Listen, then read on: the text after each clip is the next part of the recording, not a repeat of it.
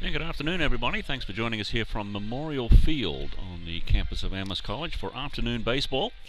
The Keene State Owls are in town to take on Amherst College here this afternoon. And it's nice to have some decent weather for a change. It's been tough to get a baseball game in recent days. My name is Hugh Campbell. Thanks for joining us on NSN Sports. Happy to be with you here this afternoon on a pleasant afternoon. Brendan Chabot is the producer today, making sure everything's working properly. Good to see you, Brandon. How are you? All right.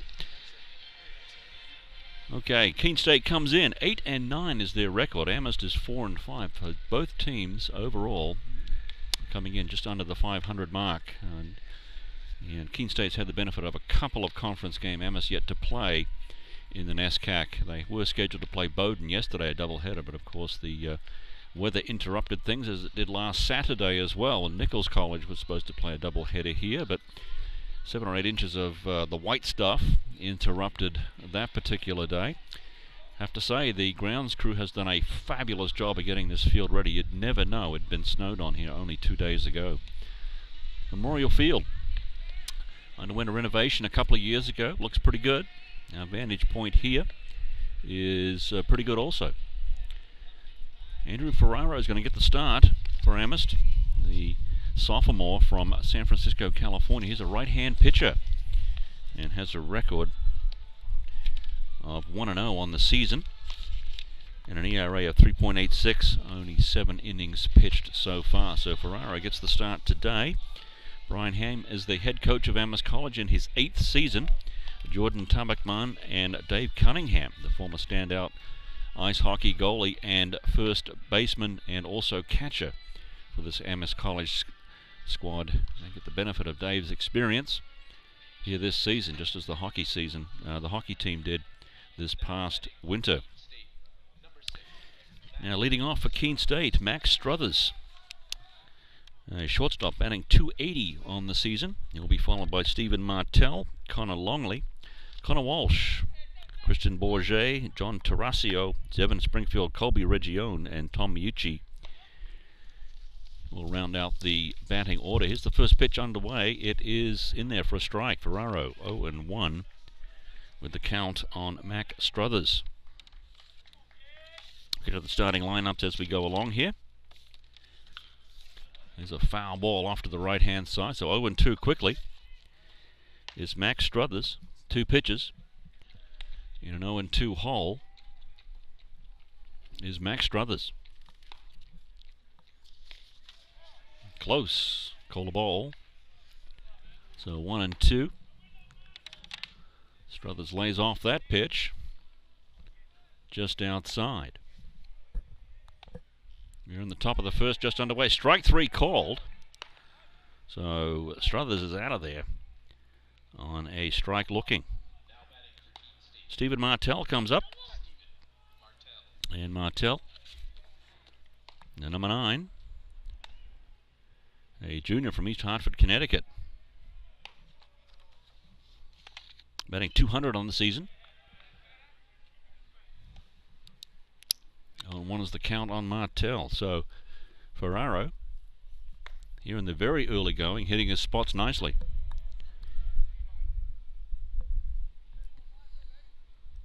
Waiting on the 0-1 from Andrew Ferraro. Also a very good football player, by the way. Dual sport athlete. Another strike in there. 6 pitches, 5 strikes for Andrew Ferraro. Martell, left-hand batter. That's just outside, so 1-2 now on Stephen Martell, batting .200 on the season. He's a left fielder.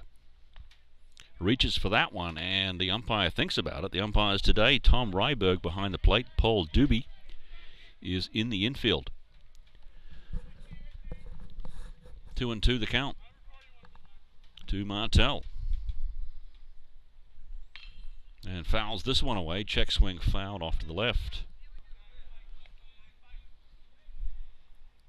Count remains 2-2. Memorial Field. On a bright sunny afternoon.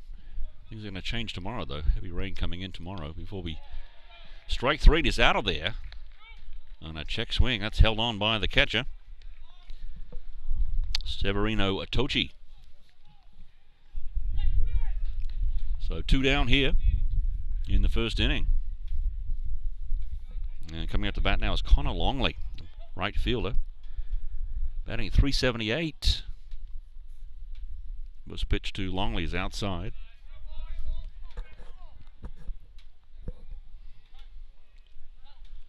.335 down the lines here at Memorial Field. .365 to the power alley, straightaway center, .390. There's a ground ball to second base, Max Steinhorn. Over to first, 1-2-3. Go the Keene State Owls. We'll be back for the bottom of the first. Amherst coming up to bat. And the Owls unable to score in the first inning. Amherst coming up. We'll be right back.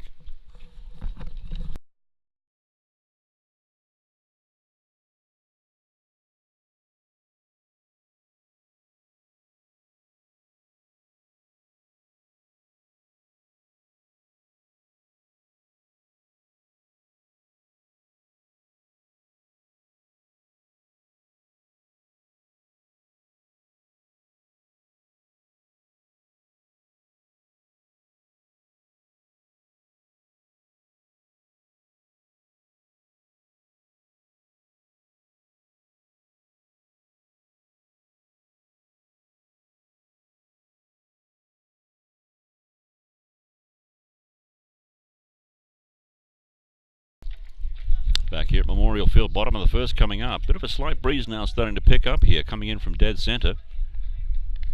Otherwise a very pleasant afternoon, about 60 degrees. Alan Schiff is on the mound for Keene State. 0-1 on the year, 5.84 ERA. 12 innings pitched for Alan Schiff.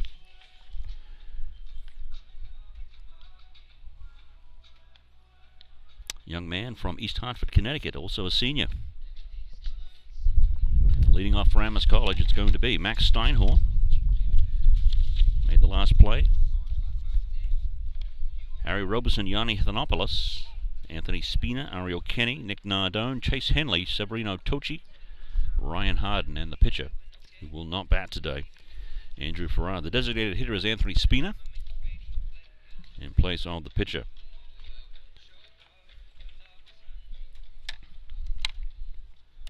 Amherst has struggled to get games in here lately because of the weather. Wheaton College, that was a game that was scheduled for the 26th of March. That was essentially snowed out as well. Middlebury comes in for 3 this weekend. We've got Mitchell College coming in Wednesday. Rain the forecast for tomorrow, but Wednesday looks like it's going to be pretty good. Now waiting on Steinhorn. Max Steinhorn, the junior from Washington, D.C. Batting .385 on the season. And he will lead things off. Next pitch is down low from Schiff.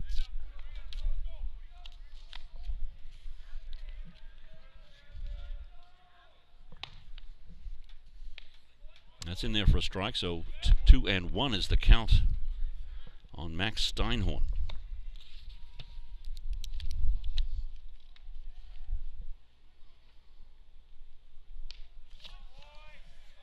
That's outside, so 3-1 now to Steinhorn. Hitters count early in the count here. Strike there. Good pitch. Top of the knees. Max thought it might have been a free pass, but nothing doing. Didn't really complain. 3-2 is the count. That's low, so Max Steinhorn gets on. And that's going to bring up Harry Roberson, the shortstop. Roberson, a junior from Arlington, Massachusetts. A right-hand batter. So the first walk of the game, either team, goes to Max Steinhorn. So not a good start here for Schiff as he puts the first man on. Right-hand pitcher. That's in there for a strike on Roberson. Bowden was supposed to come in for 2 yesterday in NESCAC conference play, but of course the bus never left Brunswick. Steinhorn on his way to second base, and he is in there safely. So So stolen base for Max Steinhorn. Puts a runner at second. Nobody out. So runner in scoring position here early for Amherst. Counts 1-1 on Harry Robeson. Yanni Thanopoulos will follow Harry to the plate. Good pitch there, right at the belt. 1-2, so a strikeout would be very handy for Mr. Schiff right now. So keep an eye on Max Steinhorn to see if he wants to take third. Try to get a runner to third base with less than 2 outs. There's a drive to center. That's going to get down and find the gap. Pretty muddy out there, so it really didn't get much of a roll. Max Steinhorn comes in to score. And Harry Robeson's in there with a double. So Amherst on the board. 1-0, still nobody out. Yanni Thanopoulos coming up with Robeson at second. Steinhorn is already in on the double. And again, the outfield in very good shape for the weather we've had, but still no roll out there. As that ball by Robeson could have gotten into the gap to the wall had it been dry conditions. This is Yanni Thanopoulos. Ball 1. So a dangerous spot here for the Keene State Owls in the bottom of the first. That is low, so 2-0.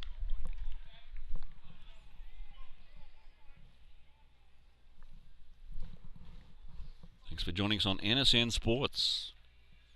Springtime baseball. Swing and a miss. 2-1. Good pitch there from Schiff. With an uppercut swing from Thanopoulos. Missed it. Anthony Spina will follow.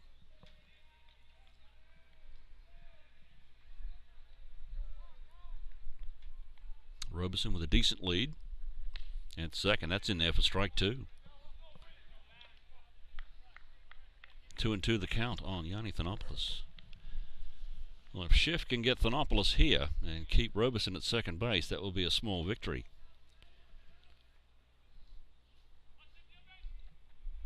Waiting on the 2-2. Schiff takes a look at second base, takes another look, now comes to the plate now. Time has been called. Home plate umpire.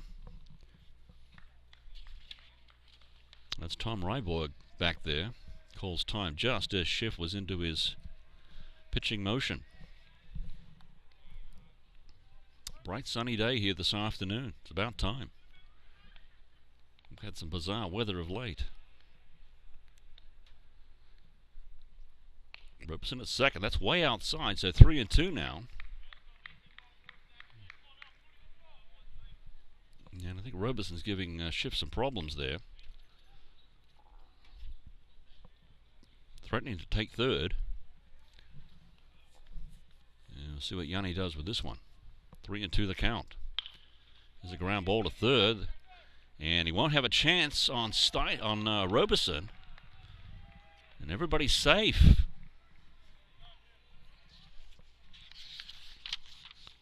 The third baseman, Christian Bourget, made the play. Robeson deked around him, and by the time he recovered, Yiannopoulos was almost to first base. So runners at the corners now, nobody out.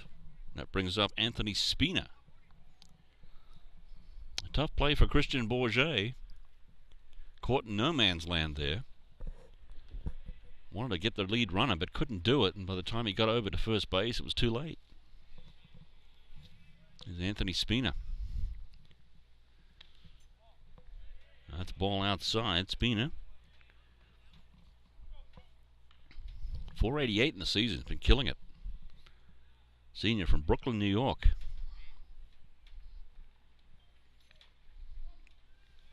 So Alan Schiff in some trouble here in the bottom of the first for the Owls.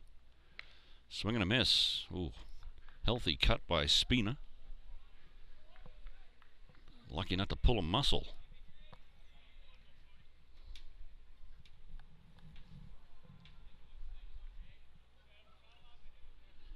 Amherst leads at 1-0. Max Steinhorn has crossed the plate on a double by Harry Roberson. Roberson at third, Yanni Thanopoulos at first. There's the pitch. That's a strike. Good pitch by Schiff. Slightly outside, but caught the outside corner. Spina did not offer. And called a strike, so 1-2.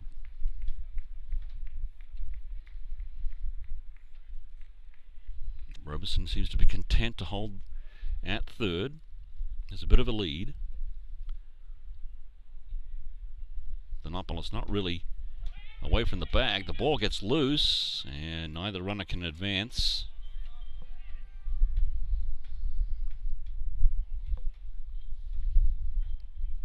Good play by the catcher there. Colby Region. And definitely saved another run. That ball gets away. Roberson is in for run number 2.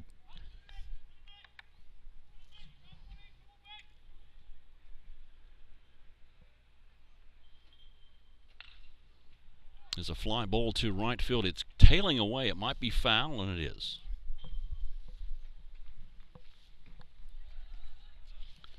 The right fielder out there, Connor Longley, no chance to make the catch. Gave it a look, and it fell in front of the bullpen.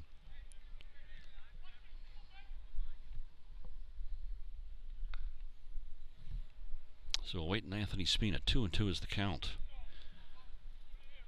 Thanopoulos at first, Roberson at third, nobody out. Amherst with a chance here to get a few runs.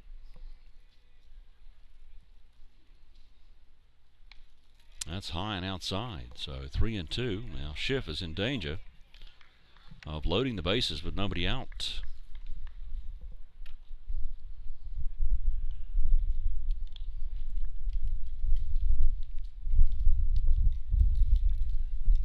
Wind is starting to pick up a little here.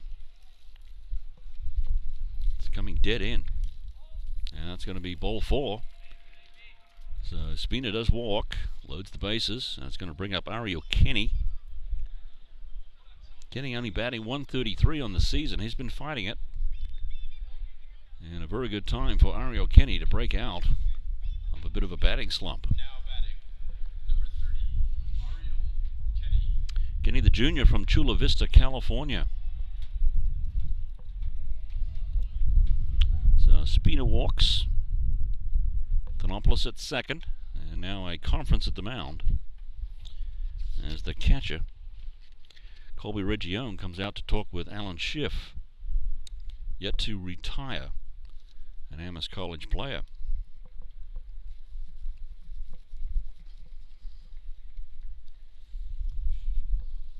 Gives us a chance to take a look at this Middlebury series coming in here this weekend. It'll be Amherst's first NESCAC conference play of the season. In fact, there hasn't been a lot of NESCAC games at all around the season because of the weather. Middlebury on the way back from Arizona.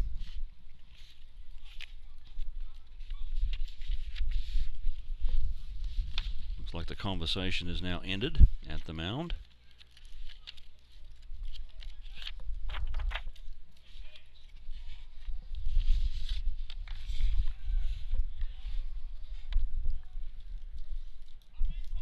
Ariel Kenny.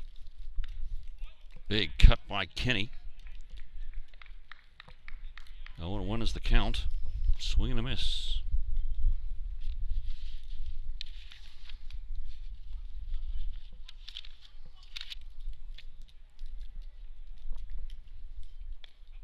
Wow, that's in there for strike 2. Nicely done. Off-speed pitch by Schiff.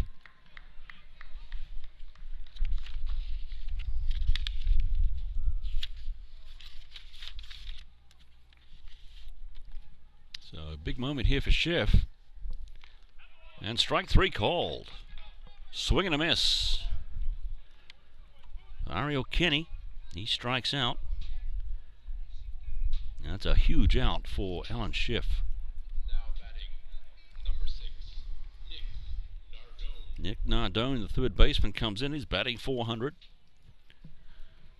Nardone, the sophomore from Fairfield, Connecticut.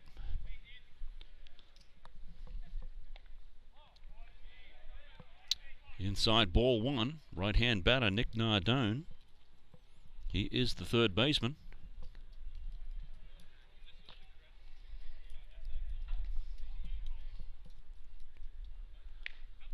Strike. Evens up the count at 1-1. So if Schiff can get out of here,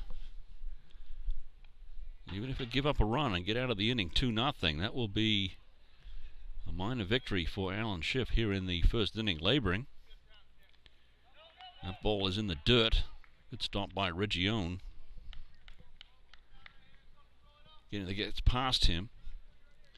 Robeson is plating run number 2.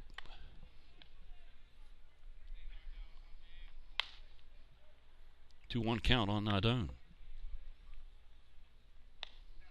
That's a strike. Low strike called. 2-2.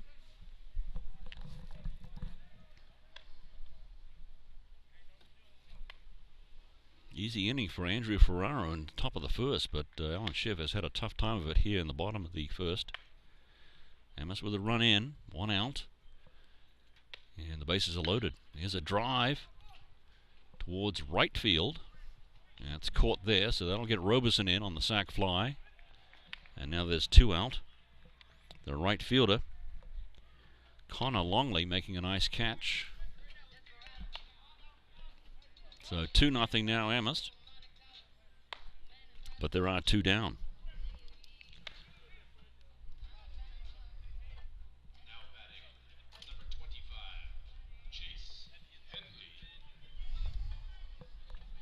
Chase Henley's the man up with 2 outs.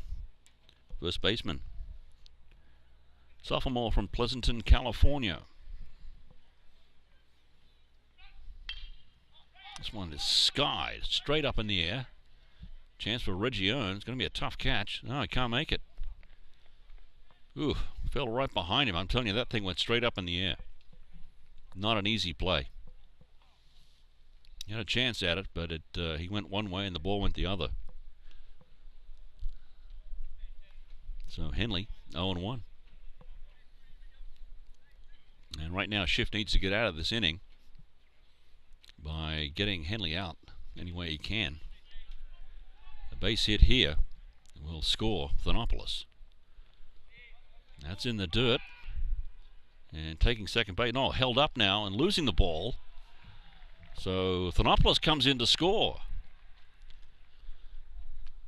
The second baseman, Tom Mucci, had difficulty. All he had to do was field the ball and tag the runner coming into second. That would have been out of the inning, but he did neither. And that allows a third run to come in. Anthony Spina had no chance to get second base with Mucci if he fields it cleanly. He did not.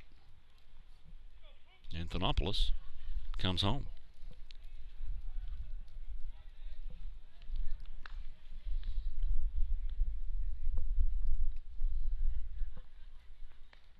That's low. 2-1. So still not out of the inning is Alan Schiff.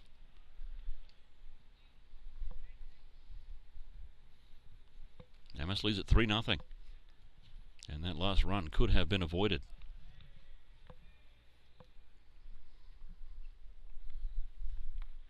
Another one that's low. Good work by Region behind the plate here. He has personally saved a couple of runs. Count runs to 3-1.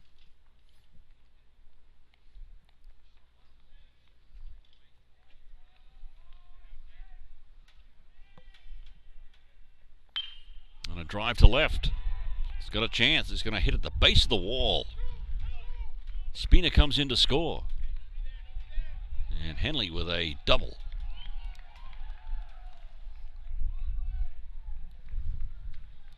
Again, the outfield pretty soft. There was no roll. Didn't matter on that occasion.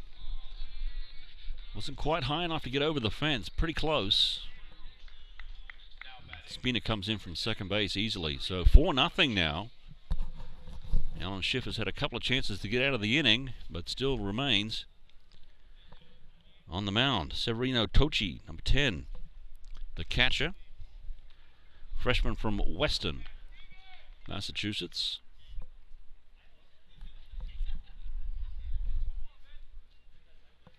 And the inning continues. Henley at second.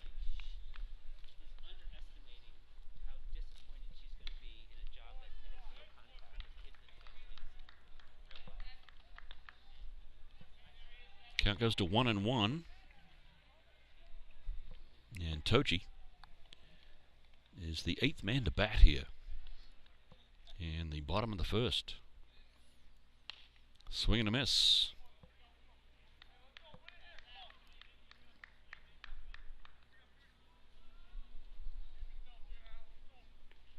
There's 2 outs. It was 2-0, and now there's still 2 out, but it's 4-0.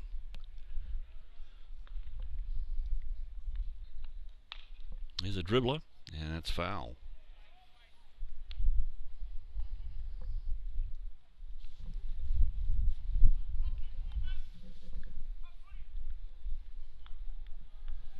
Eddie Effinger, the assistant coach for Amherst College ice hockey, just walking by with his St. Louis Cardinals hat on. Of course, Eddie's from St. Louis. Here's a drive to third. Decent stab by the third baseman, and it's not going to be enough. And coming in is Henley. And that should not be scored an error on the third baseman. That was a shot down the line.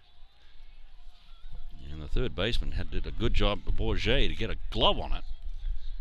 But it's now 5-0 Amherst. So Tochi with a ringing double. That's the third hit in the inning. And now Ryan Harden.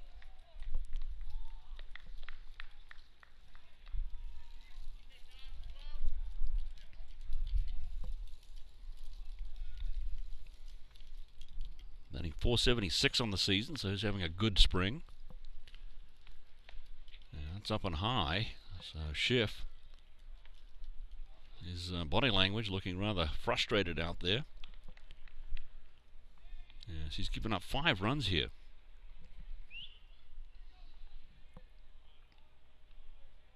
And still a man at second base. That's Severino Tochi.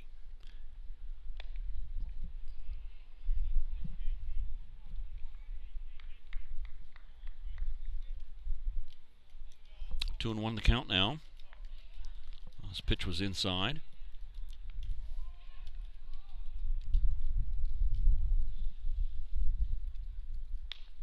Strike called, 2-2.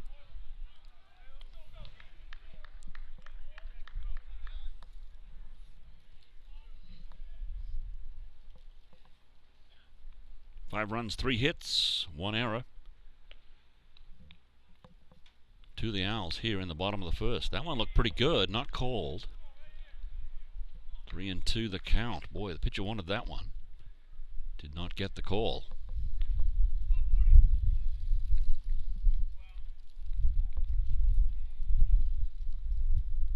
Three and 2, and strike 3 is called. And finally, Schiff is out of the inning. Amherst gets 5. We'll go to the top of the second. Coming up for the Owls, it's going to be Connor Walsh, Christian Bourget, and John Tarasio. We'll be right back. Hugh Campbell with you, NSN Sports. Stay with us. Top of the second coming up.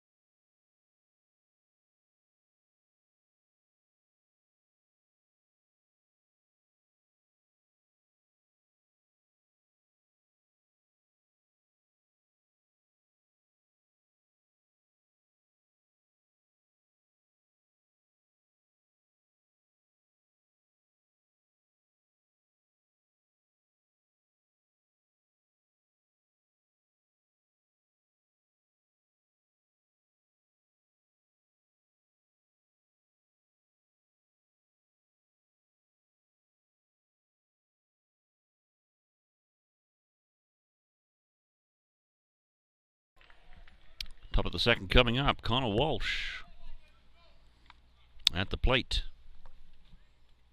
He's the right fielder, batting to 378. 415 rather. He's a first baseman. Freshman from Charlestown, New Hampshire. Check that, Goffstown. Fouled away to the right.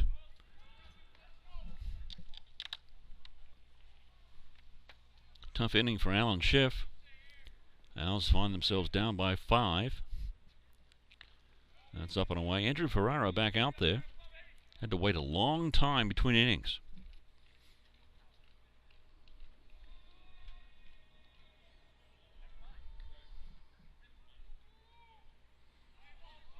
There's Ferraro. Count is 2-1 is a ground ball that's going to get through. So Connor Walsh safe at first base with a single between Max Steinhorn and the first baseman. Christian Bourget, the third baseman, batting 317. He is a left-hand batter. So that breaks up the no-hitter for Andrew Ferraro. There's a drive to left. Chance here. It will fall foul. Just foul by about 2 feet. Ryan Harden gave it a look, but it fell just outside the line.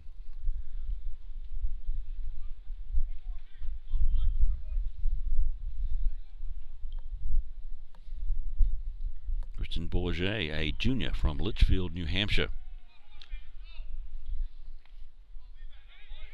And Tochi can't find the ball, but no advance by the runner, as that ball was in the dirt.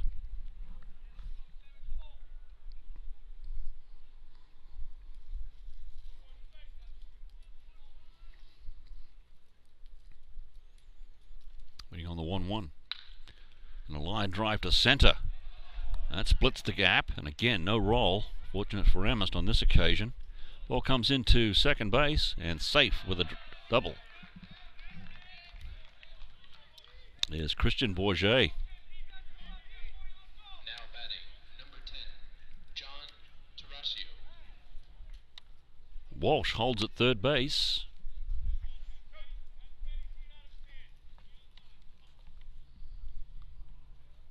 Brings up John Tarasio, the designated hitter, batting 375.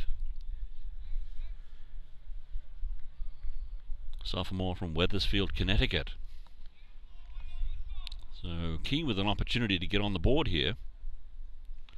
There's nobody out in the inning. And Connor Walsh is at third base. Christian Bourget is at second.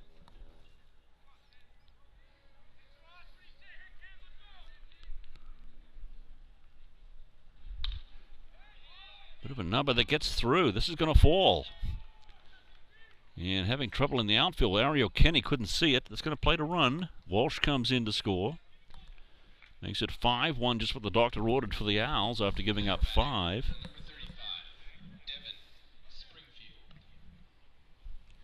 So the son giving Ariel Kenny some difficulty. He wouldn't have made the catch anyway, but he couldn't find the ball. And the center fielder, Yanni Thanopoulos, had to come over to help out. So Ferraro's run into some problems here. That's 3 hits for the Owls now. And they're on the board with a runner at third and a runner at first. And it's John Tarasio.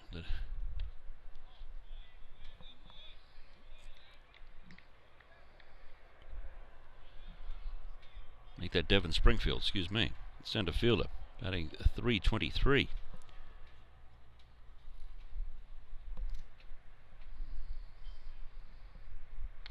So we're going to miss here. Springfield, a sophomore from Jaffrey, New Hampshire. Of course, Keene, located in New Hampshire. About an hour north of here.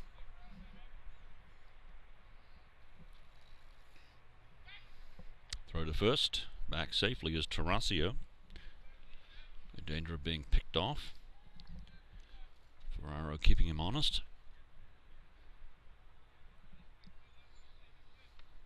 That's outside.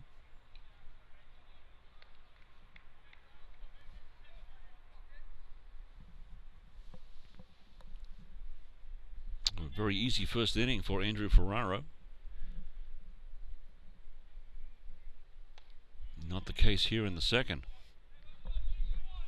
That ball misses, so that's going to make it 3-1.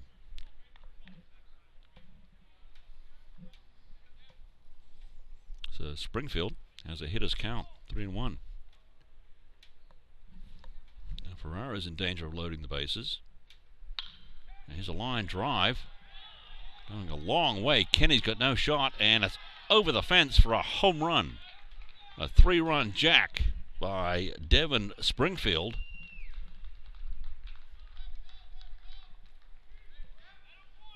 And it's a 5-4 game. Springfield got all of that and then some. There's a slight breeze moving into home plate here. And that was not going to be denied over the fence. So a 3-run homer by Devon Springfield.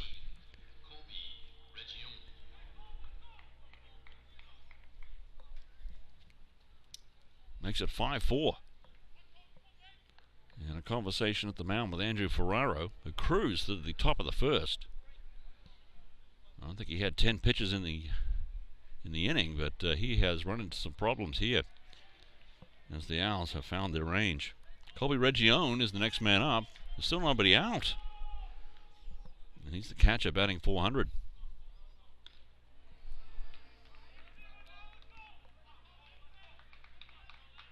Region from Pomfret, Connecticut. This ball is a strike. That's high. Oof. Way over the head there. Nothing really dangerous in the area of the head, but Region just looked at as it went by. 1-1. Pitcher George Long has gone to the bullpen for Amherst, right down in front of us. Now see how Ferraro does here for the balance of this inning.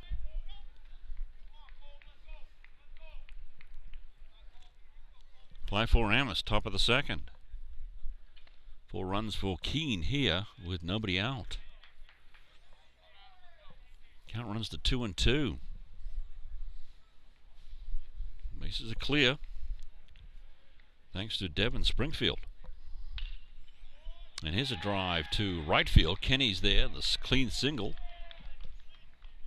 for Colby Region. Now batting, number 3, Tom Mayuchi. Tom Mayuchi, the second baseman, is the next man up, batting 217. But the hit parade now for the Owls here in the top of the second.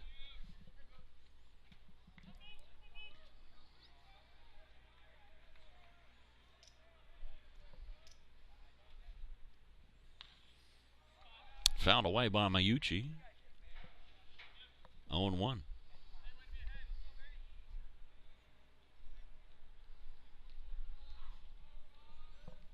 And number 9 gets Zach Horwitz, freshman from Chestnut Hill, Massachusetts. He is warming up in the bullpen.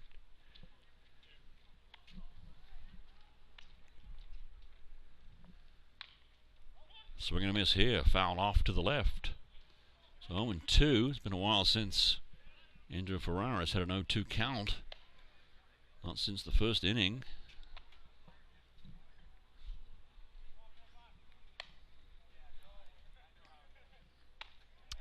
Strike 3 called.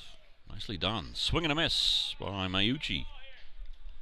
Now batting, number 6, Mac Struthers. That's the first out. Bring up Max Struthers, the leadoff hitter. Struck out in his first at bat. So Ferraro would like to see that a second time. Take a ground ball too. This pitch is awful close. Call a ball. Well framed there by Tochi. Wanted the strike call, didn't get it.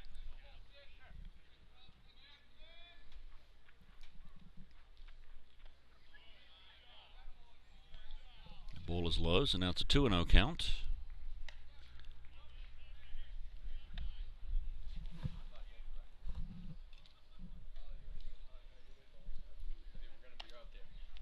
the 2-0 from Ferraro. There's a line drive to left. This might hook foul, and it does. Still well hit by Mac Struthers.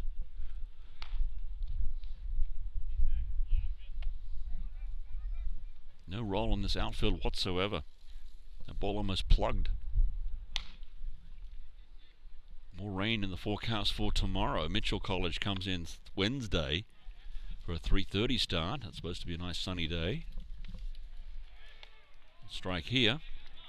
Runs the count to 2-2 on Max Struthers.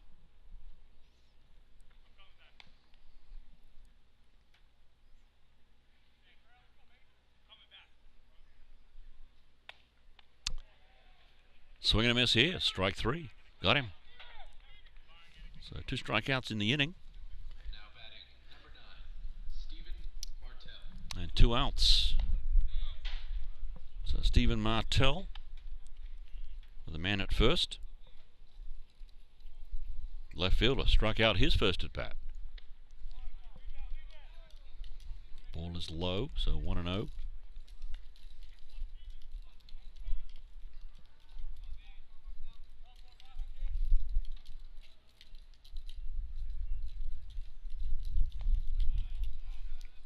Ball 2, that's in the dirt low as well.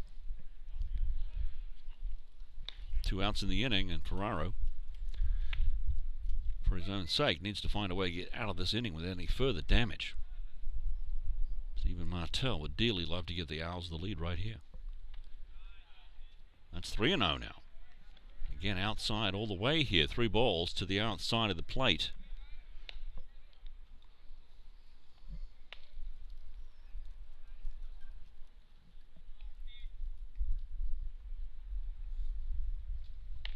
Off-speed pitch misses. So a walk by Martell. Now batting number 34, Connor Longley. Connor Longley's the next man up, the right fielder. Grounded out to second base, his first time up. And a dangerous man here for Andrew Ferraro, batting .378 on the year.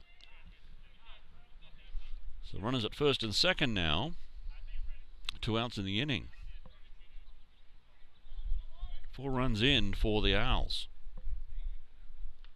The ball is outside. So that's the 4th consecutive ball that's sort of gone to the outside of the batter. Left-hand batter, Connor Longley, is up.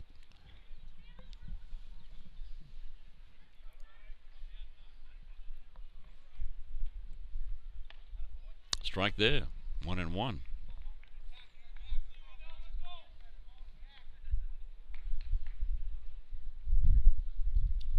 Breeze starts to pick up once again here at Memorial Field. Bright sunny day. Cool, not overly cool. It's been cooler. Strike 2 there. 1-2 now. On the batter, Connor Longley.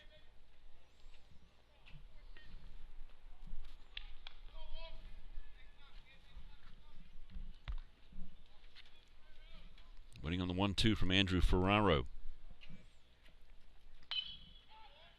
And this will be caught by Max Steinhorn. Nicely done. Difficult catch for Steinhorn. Gets out of the inning. Amherst leads at 5-4. We'll come back for the bottom of the second. This is NSN Sports. Stay with us.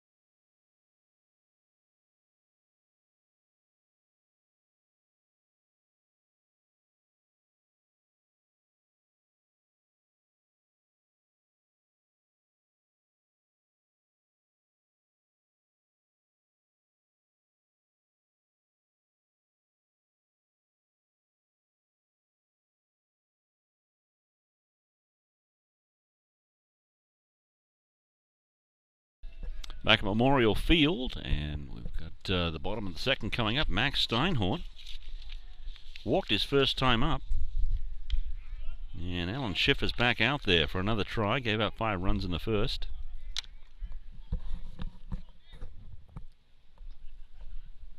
First pitch is a strike. Second pitch is a strike. Swing and a miss by Steinhorn.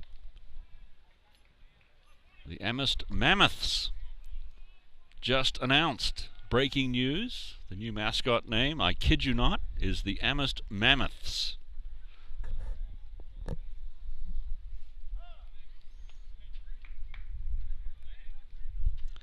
So after 2.5 years of silence, I can now call Amherst something. They are the Mammoths.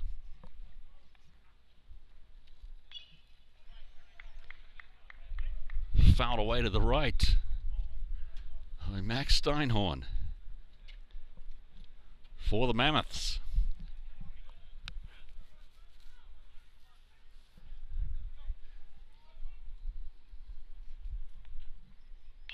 The 0-2 ground ball to shortstop and safe. Oh my, very close, but Steinhorn beats it out. Shortstop Max Struthers with a nice scoop and throw, and I thought he had a chance, but called safe by the field umpire, Paul Doobie. So Steinhorn bids out a single. And that'll bring up Harry Roberson, who had a double his first time up.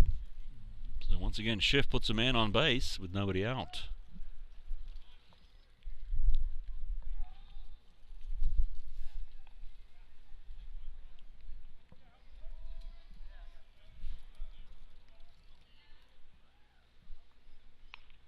Waiting on Schiff's first pitch to Harry Roberson.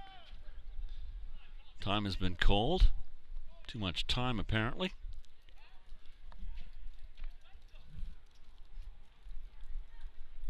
I checked with our sports information director to make sure there wasn't an April Fool's joke on me here today, calling them the Mammoths. It is not. It is official.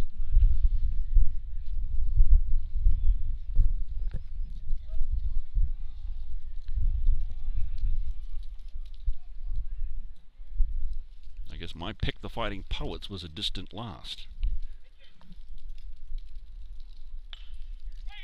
And this is straight up in the air. They got a chance to make a play on this. It's heading towards the dugout, and the catch is made. Nicely done by the first baseman, Connor Walsh.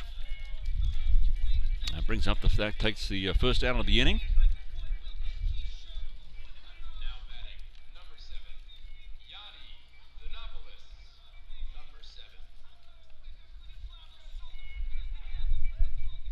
Yanni Thanopoulos comes in, and he singled his first time up.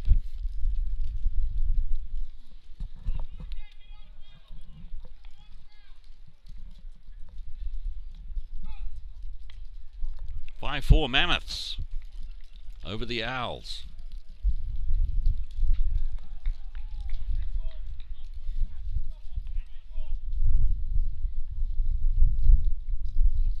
Yanni Thanopoulos, a Californian. Amherst has a few of those on the roster. Strike here. 1-1, 1 out, 1 man on. First base, that is Max Steinhorn. Beat out a single.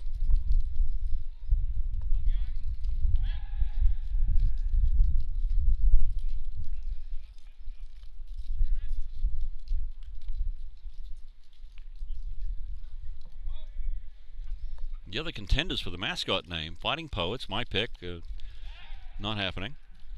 Purple and White, well, that's pretty nondescript. Hawks, I think, was one of them. Valley Hawks, maybe Falcons. And Mammoths. I would not have put money on Mammoths. But there we go.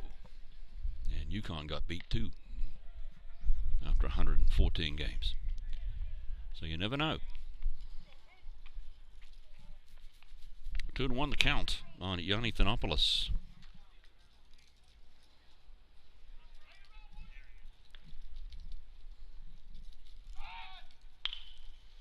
And a ground ball through the hole by Thanopoulos. So runners at first and second. So Yanni with 2 singles now. It's going to bring up Anthony Spina, the designated hitter. Now batting, number 16, Anthony Spina. Anthony walked his first time up. 1 out in the inning, 2 men on.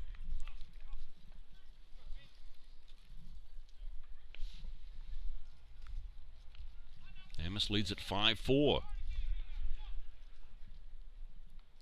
We are in the bottom of the second.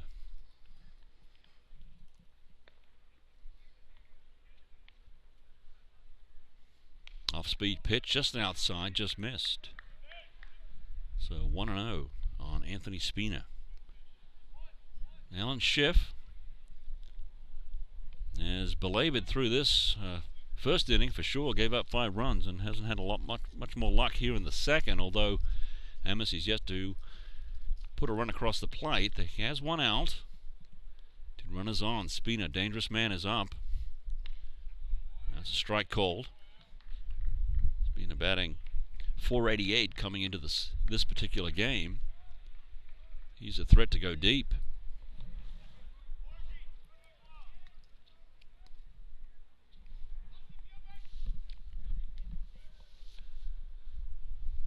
Each team with 5 hits now.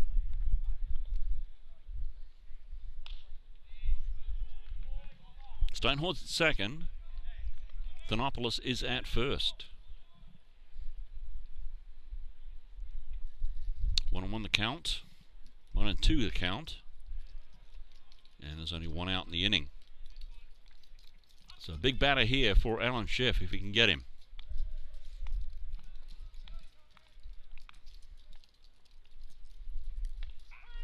And just outside, strike 3 called.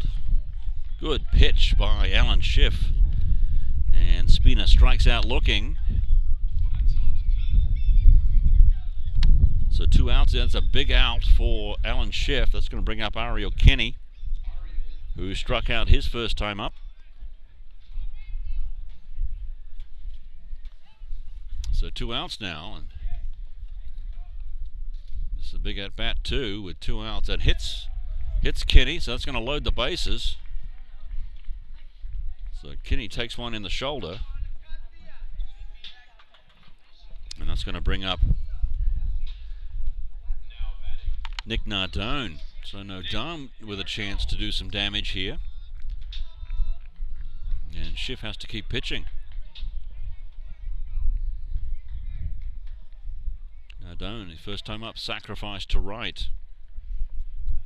2 outs in the inning. Bases are loaded now.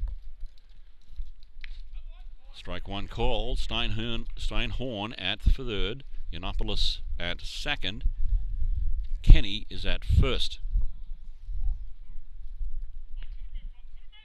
So a couple of Californians on base for Amherst College Mammoths. That's outside, and again Region does a great job of keeping that ball in front of him.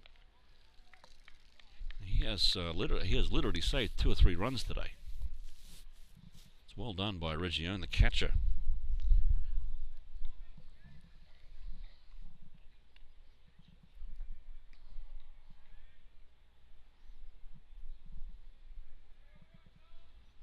On the count. Bases loaded, 2 out. This is fouled away. So 1-2. So Schiff can get out of the inning if he gets another strike or a ground ball to the infield. Presumably there's no error.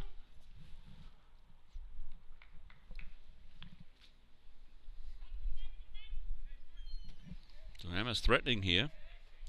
You know, it is the Mammoth, right? You're not kidding me. Okay. All right.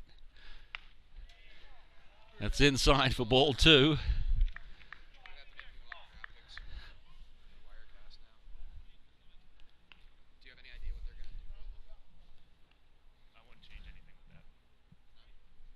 All right, so we've got a conversation at the mound now. As the bases are loaded, and Schiff is in danger of having Amherst break this one open again, as they did in the first inning. So this is going to become a very big at bat. And the Mammoths and the Jumbos, hey Chris, what about that? Tufts Jumbos and the Amherst Mammoths. A couple of pachyderms going at each other.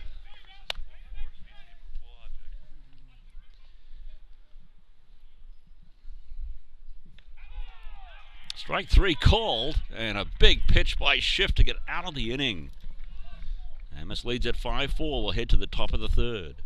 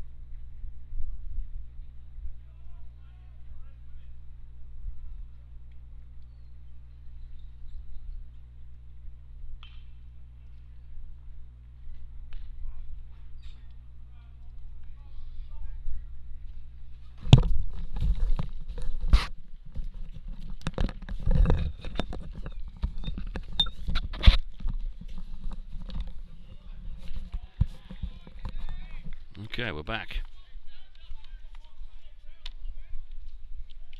Connor Walsh is the batter. 2-2. 3-2 is the count on Walsh. And he pokes this one to center field. Ethanopoulos has a beat on it and makes the catch. Now batting, number 7, Christian Bourget. Banged a double in the first. First at bat, I should say.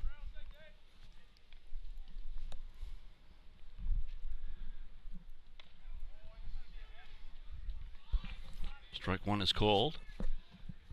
Andrew Ferrara is back out there. There's one out in the inning. In the top of the third. And Bourget has another hit. This one gets through to center field.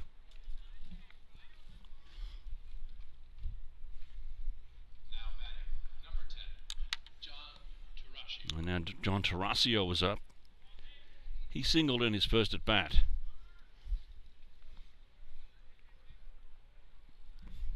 And Zach Horwitz continues to throw in the Amherst bullpen.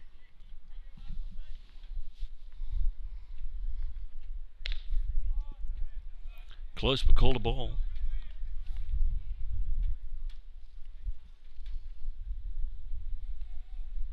By 4 Amherst.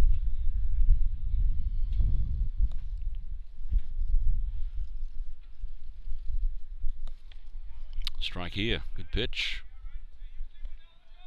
Tarasio took a look. No chance.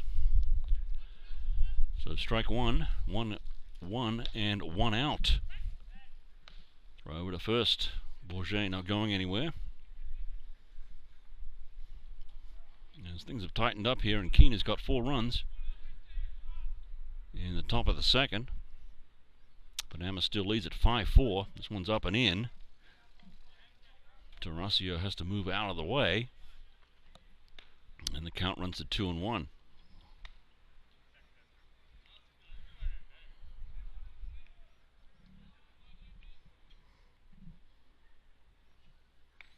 And another pitch up and in.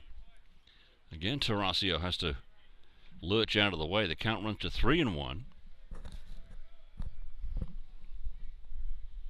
Devin Springfield hit a 3-run bomb in the first inning, where he's first at bat. Is up next, 3-2 on the swing and a miss by Tarasio. Good pitch by Andrew Ferraro.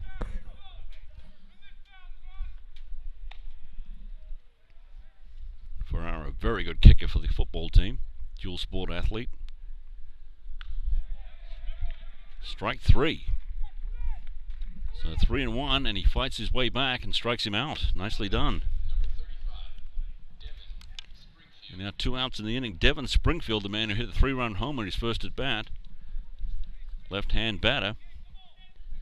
And a .323 coming into the game. Average has gone up a bit since his first at bat here. Driving in 3.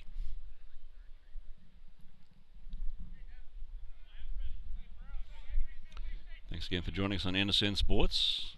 Nice afternoon here in the Pioneer Valley. My name is Hugh Campbell. Brendan Chabot behind the camera. Time has been called. No, not granted. Springfield wanted time. Ferraro completed his pitch. And fortunately for Springfield, it was outside, 2-0.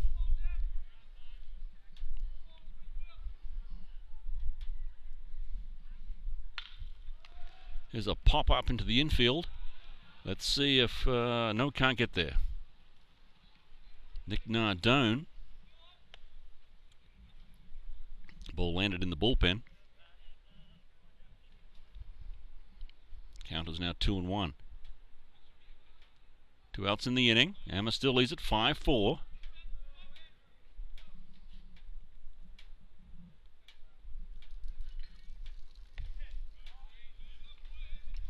Count now moves to 3-1.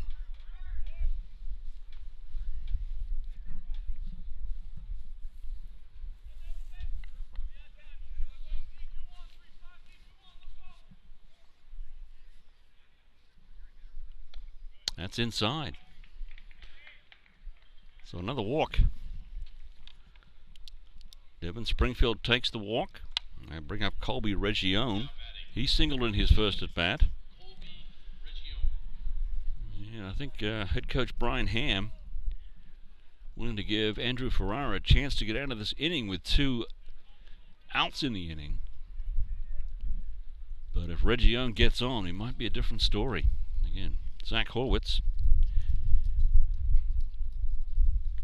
has been warming up in the bullpen for quite some time now. So this can become a key batter here. And his Region pokes this one foul down the left field line. Got way out ahead of that one. So 0-1.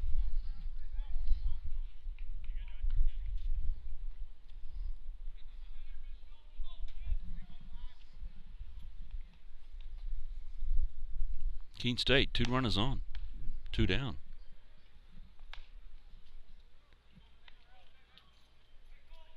Just missed, so ball 1, 1-1.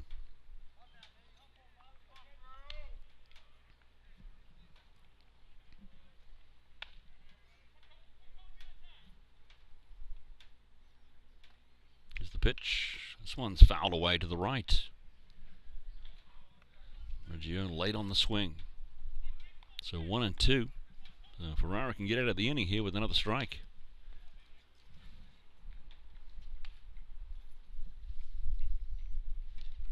Shadows starting to creep across the field. It's the 1-2 pitch. And a drive to the left-hand side. Again, foul. Again, Reggio out in front of the pitch. Oh, it's the left-hander. Still continues to warm in the Amherst bullpen. No activity in the Owl bullpen. Schiff had a better time of it in the last inning. Swing and a miss. Got him. And that will do it. So no runs across for the Owls. We'll go to the bottom of the third. When we come back, Amherst College Mammoth Baseball. We'll be back.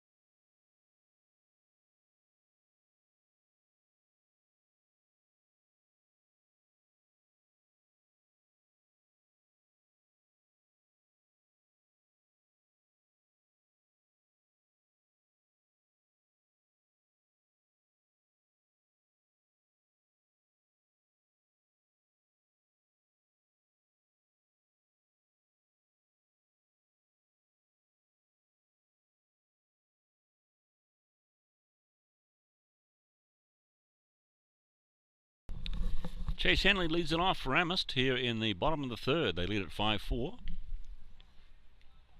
Henley with a double in his first at bat.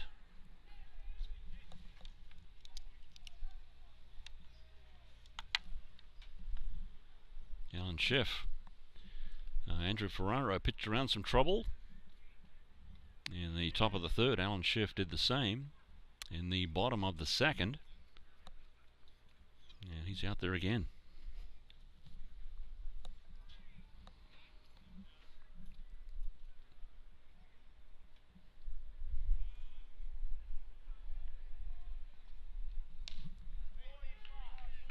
Strike called. So the 1-1 is the count.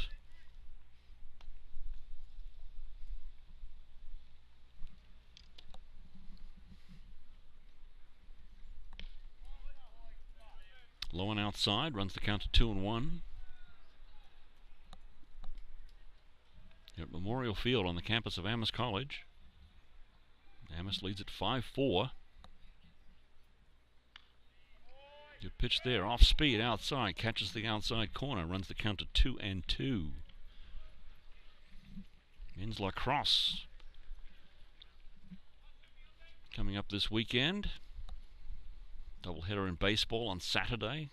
Middlebury's in town on Friday and Saturday for 3 games. Count goes to 3-2 outside to Henley. Women's lacrosse as well, having another good season. Men and women's lacrosse, very good. There's a walk. And Schiff really upset at himself. He wanted that pitch. Either could not place the ball where he wanted it. Well, thought he might have gotten the call. Looked like it was outside and low. So Severino Tochi is up, the freshman.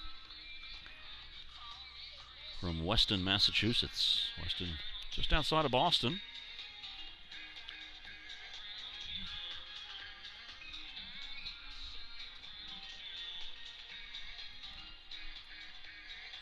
So the catcher, Reggie Young, comes out and have a conversation with the pitcher, Alan Schiff. And now there's activity in the Owl bullpen. Yeah, two way off in the distance for me to pick out who's pitching. And the red numbers on black jerseys don't do me any favors. So Tochi is up now. He had a double in his first at bat. And this one is flied out to short right field, taken by the right fielder. And getting back is Henley. So one out on the fly ball by Severino Tochi.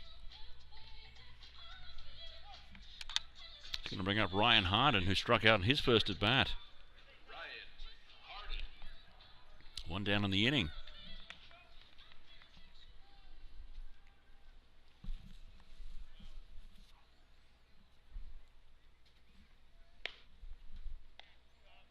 Pitch on the way as a ball. And Horwitz continues to warm up in the bullpen.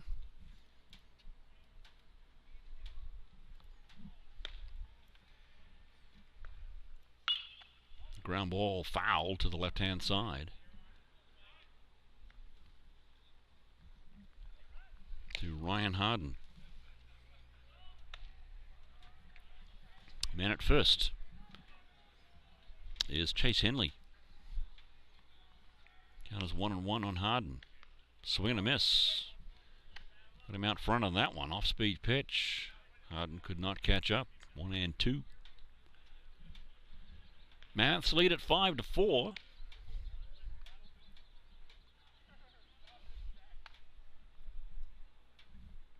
Waiting on the 1-2.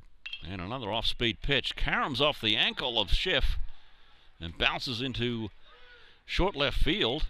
Throw to third base. Hits the runner.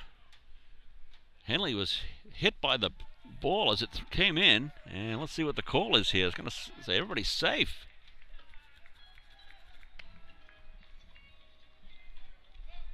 That's tough luck for Alan Schiff right there. First of all, the ball caroms off his foot, goes into short left field, and the throw is in, and it hits Henley in the shoulder, and everybody's safe. So runners at second and third, one out. Max Steinhorn is up. And there's no error been charged to the left fielder. That's Stephen Martell out there. So I guess they'll give Ryan Harden a two-base hit. So we'll go with that, and that brings up Max Steinhorn, who's got a chance to get a run in with less than two out. Chase Henley's the man at third base. Pitch on the way, that's low. So Schiff gave himself a chance to sort of get out of the inning, but series of unlucky events forces him to pitch some more. Here's a swing and a miss. Good off-speed pitch there on Steinhorn. Max knows it. Was fooled. Each team with 6 hits now. Amherst leads at 5-4. One error in the game. That's been charged to Keene.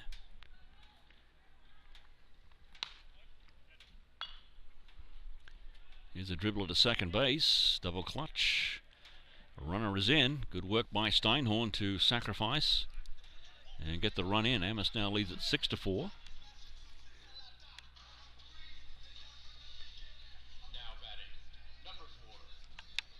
So Harry Roberson comes up. He fouled out on his last at bat. Two-base hit the time before that.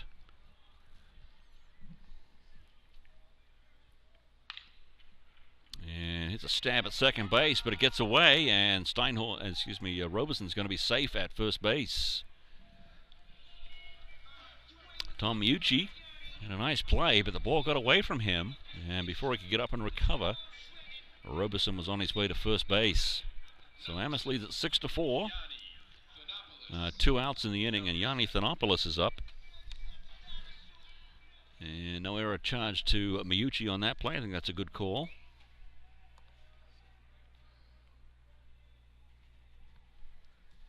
So Thanopoulos singled twice prior to coming up now. Ball is outside, and Schiff again trying to get out of the inning. Oh, it's 7-4. Excuse me, 2 runs came across. Thanks to Brandon Chabot, our producer. He's paying attention. I'm not.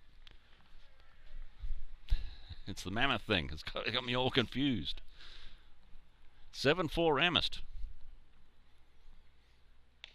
Swing and a miss here. Almost down and in, and Yiannopoulos went fishing for it. Missed it. And he goes walkabout behind the plate. Now comes steps back into the batter's box. 7-4 Mammoths over the Owls. We're in the bottom of the 3rd. Got a ways to go in this one. There's the throw down to second, and that's safe. Harry Robeson with a stolen base. I hope you took the over in this one. It's 11 runs already. And we're only in the bottom of the 3rd.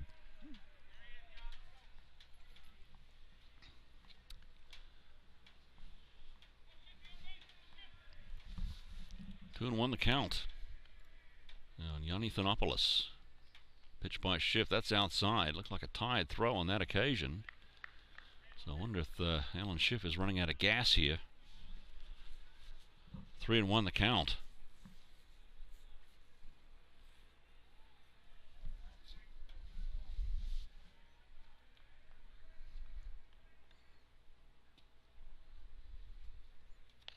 Swing and a miss. Good pitch by Schiff there.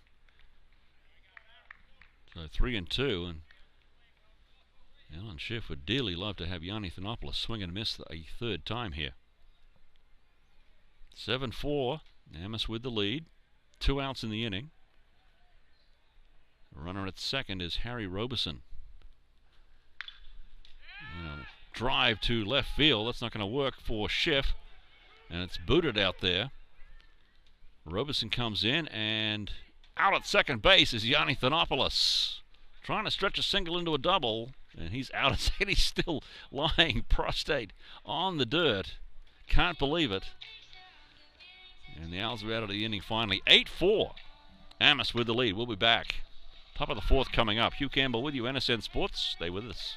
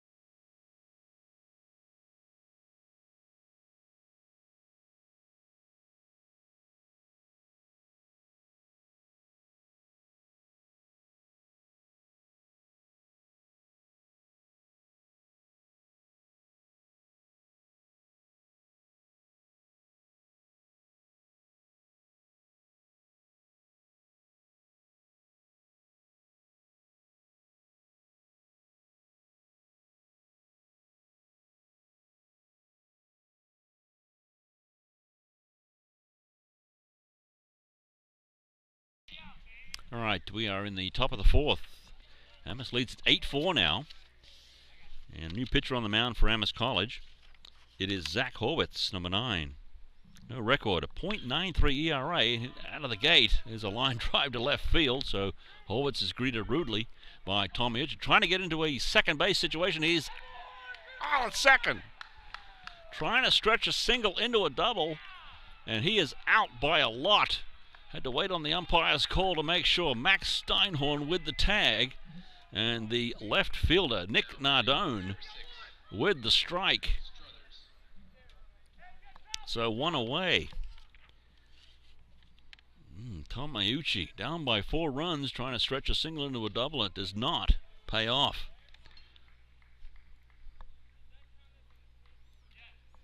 Max Struthers struck out twice. Rings this one. That's going to be a fair ball down the right field line. Ariel Kenny on his horse. He gets there. This is going to be a clean double for Max Struthers.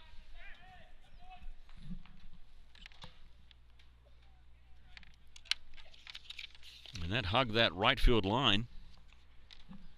Probably about a half foot inside. Clearly fair, but not by a lot. And a double for Mac Struthers, the shortstop. Brings up Stephen Martell, struck out and walked.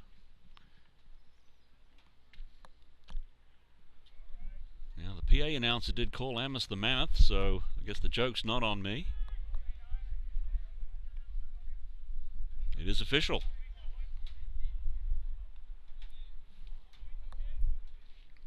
Now the Tufts University are the Jumbos, so they're an elephant type too, so this is interesting. And on April 15, Tufts will come to Amherst College in men's lacrosse in a battle of the pachyderms. Ball is foul, so Struthers has to go back to second base. 0-2 is the count. Horwitz, the new pitcher. Freshman from Chestnut Hill, Massachusetts. Out by Boston College. New batter is Stephen Martell. Check swing foul off to the left.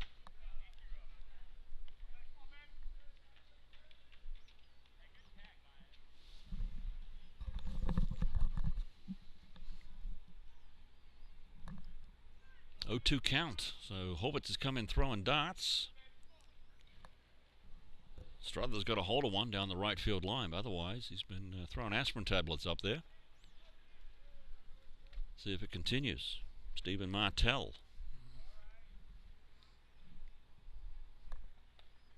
Oh, it's up and away.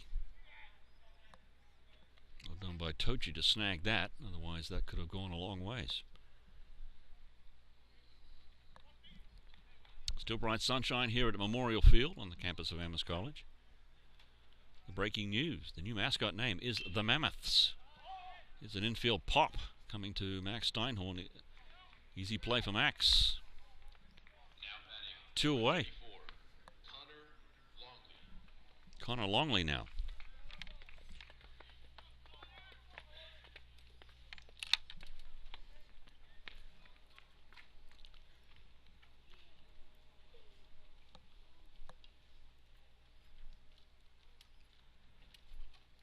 Longley with a couple of hits today, both doubles. 2 outs, 1 man on. Stephen Martell at second base. Keene down by 4. We're in the top of the 4th. We'll do it again on Wednesday. Mitchell College comes in. Mitchell's out of Connecticut, down by the coast. New London, I think. Maybe Groton. And here's a foul ball to the right by Longley. And they'll come in for a game here Wednesday afternoon again.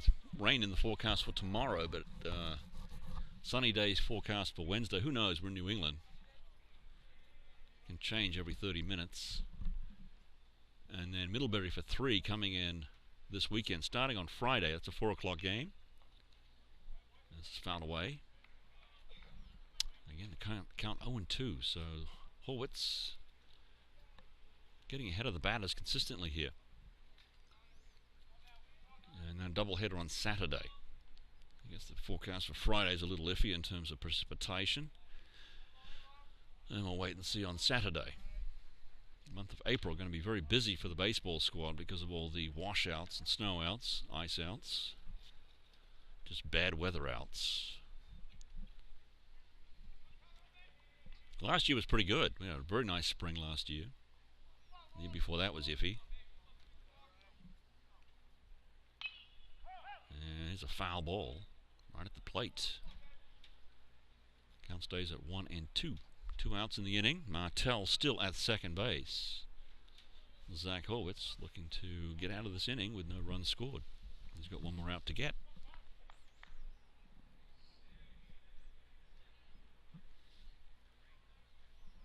Win now. Dead calm. There's a pop-up. This should be playable for the first baseman. If he can see it, he does. Chase Henley, nicely done, son. And that'll do it. Heading to the bottom of the fourth, Amherst leads at 8-4. Mammoths on top by 4 runs. We'll be back. Stay with us.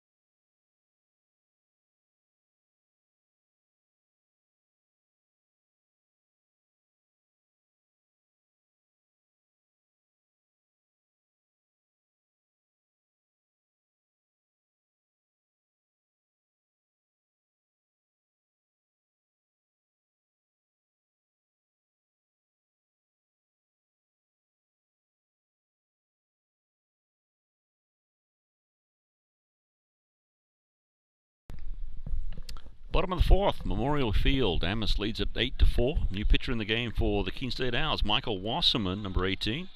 1-0 record, 8.10 ERA and 6.2 innings of work. Wasserman is a junior from Dover, New Hampshire. Anthony Spin is the next man up. Walked and struck out looking in his 2 at-bats so far. Now it's lead at 8-4. Swing and a miss by Anthony Spina on the first pitch from Wasserman. Again, Mitchell College coming in Wednesday, then Middlebury College coming in for 3. Beginning Friday afternoon, 2 on Saturday. On 1 the count to Anthony Spina. Michael Wasserman, the new pitcher in the game for Keene. And a line drive to center field, but the center fielder does not have to move very far. It's caught right there. Nicely hit, but Devin Springfield with an easy play.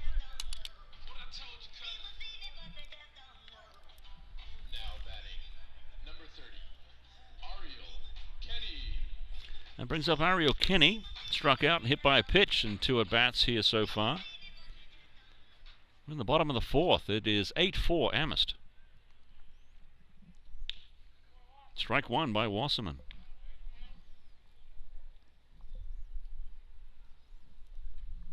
Keene State, no runs across that last inning. Zach Horwitz doing a nice job. Here's a ground ball to... Gets past the third baseman who was playing in off the bag. And the left fielder has to pick it up. So a clean single for Ariel Kenny.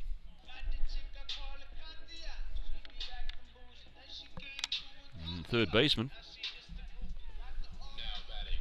Christian Bourget really didn't move to his right-hand side. And it got right past him, between him and the bag. That's going to bring up Nick Nardone. Sacrificed and struck out. So Amherst with a runner on first, and there's one out in the inning. That's low and inside.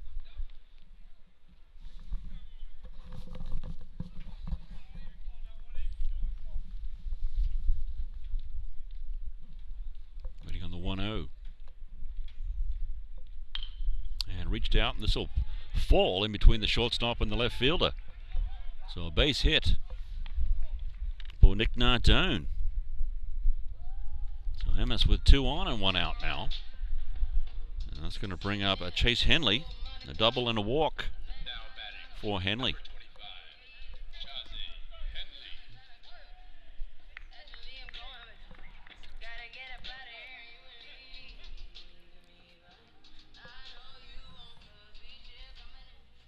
Henley, a sophomore from Pleasanton, California.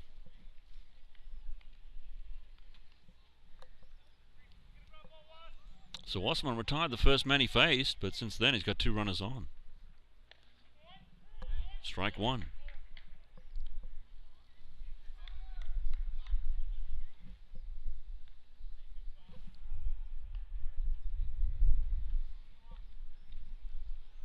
Waiting on the 0-1. Very close. 1-1. Called a ball by the home plate umpire. That is Tom Ryberg. Paul Dubé is in the field. Waiting on the 1-1. Ooh, check swing. Did he go around? Oh, called safe. Ooh. Okay. Looked like he might have gone around there, so Chase Henley with the gift. No chatter from the Keene bench, so maybe it was good. And dropped by the catcher. That's going to let the runners advance. Kenny takes third. Nardone heads to second. So runners at second and third now with 1 out in the inning. A 3-1 count on Chase Henley. So a double steal on. And they pull it off as the catcher couldn't hold the ball. A strike called here, so 3-2. Big pitch coming up now for Michael Wasserman.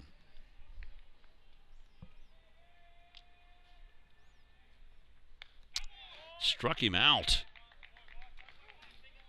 Chase Henley down on strikes, and there's 2 out in the inning.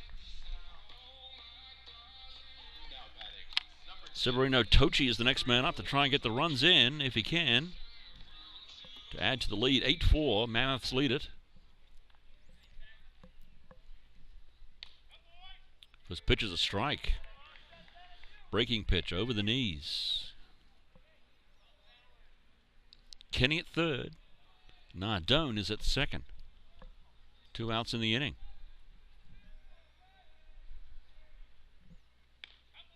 Strike 2.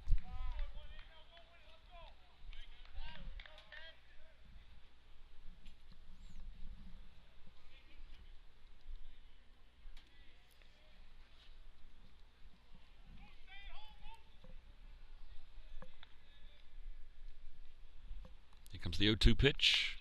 Reaching for it. Ground ball to the third baseman. Collides with the shortstop and the run will cross. Ooh, we'll see how this is scored. Christian Bourget and Mac Struthers. Now Bourget cut in front of Struthers. And we'll see if that scored an error on the third baseman, Christian Bourget. He leads that B. I think Struthers has an easy play. So Kenny comes across, 9-4 now.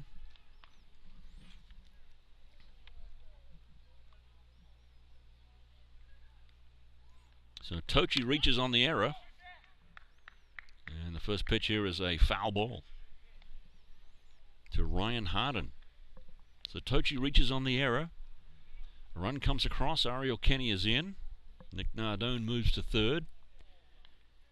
And the man at the plate is Ryan Harden. So a run comes in with 2 outs on the error.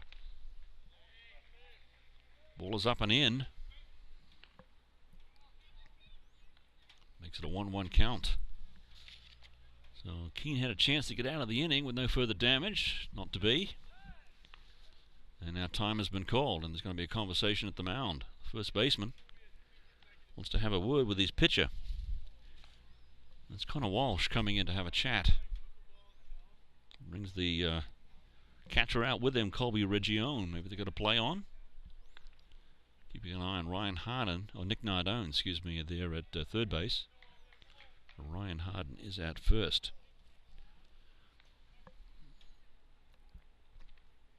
In the bottom of the 4th.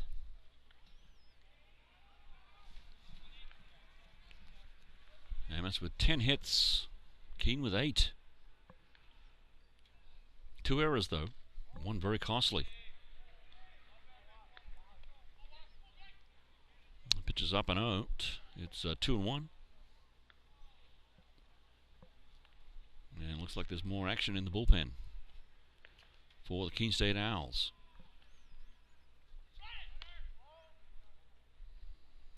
Maybe a pitch out was on. Region stands up, thrown to second base, but Harden had nothing to do with it.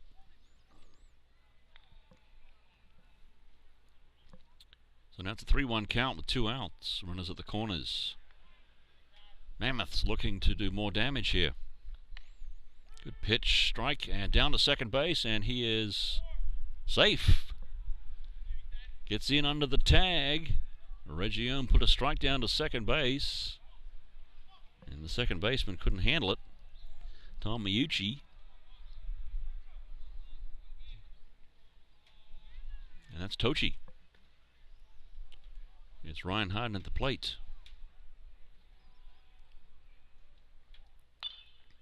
It's fouled away into the Amherst dugout. So Tochi's at second, not Harden. Harden's at the plate.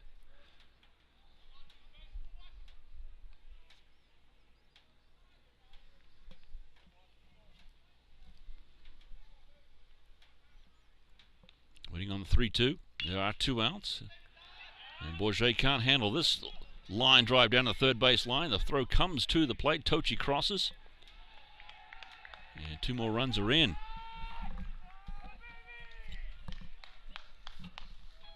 On the base hit by Ryan Harden. And he has a stand-up double. Now batting, number 1, Max Steinhorn. Amherst leads at 11-4 now. A line shot down the third base line by Ryan Harden. Drives in 2. First pitch by Wasserman is a strike. Mammoths lead at 11-4.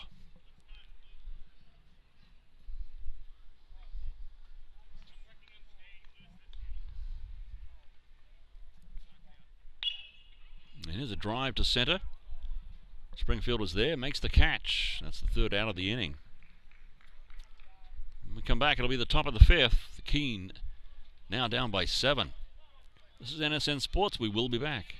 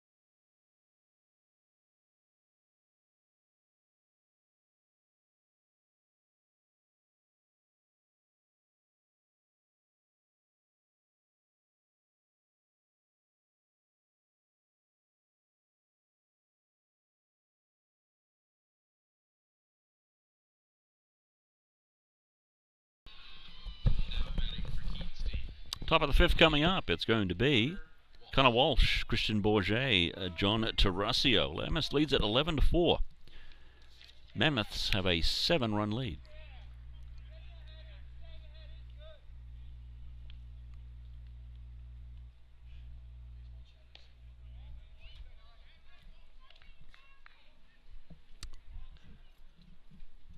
Two pitches in, 1-1 is the count. Zach Horwitz back out there. Nice job. In his last inning of work, this one is fouled away, so 1-2. On that Connor Walsh. Singled. And flied out to center.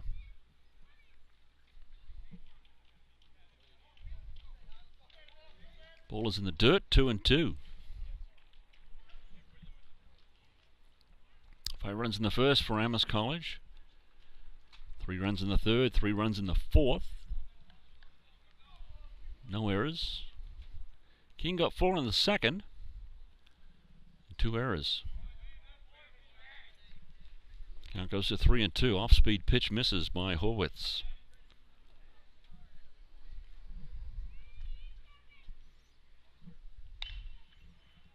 First baseman has this one. Steps on the bag. 1 out. Chase Henley. Gobbles that one up. 1 out. Christian Bourget.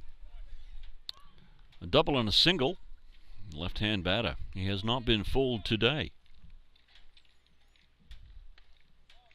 A lefty-lefty lineup here. Horwitz to Bourget.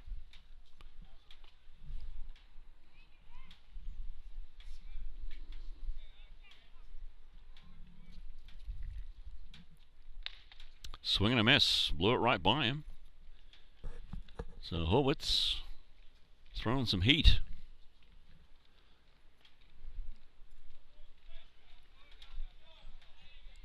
Keene down by 7. They got work to do. 1-1 count. There's a drive to right field. Kenny underneath. Well hit by Bourget, but he's retired for the first time today as Kenny makes a nice catch. 2 outs in the inning. Number 10, John Tarasio.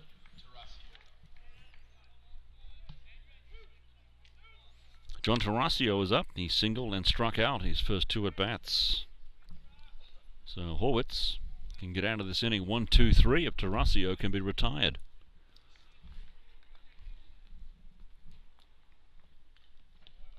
One's fouled away, so 0-1 on Tarasio. So Horwitz has done a nice job since coming in, getting ahead of the batters consistently.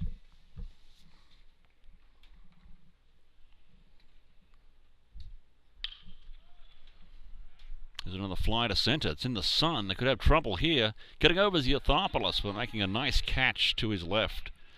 That'll do it. 1-2-3. Amherst will be up. It's going to be. Let's take a look.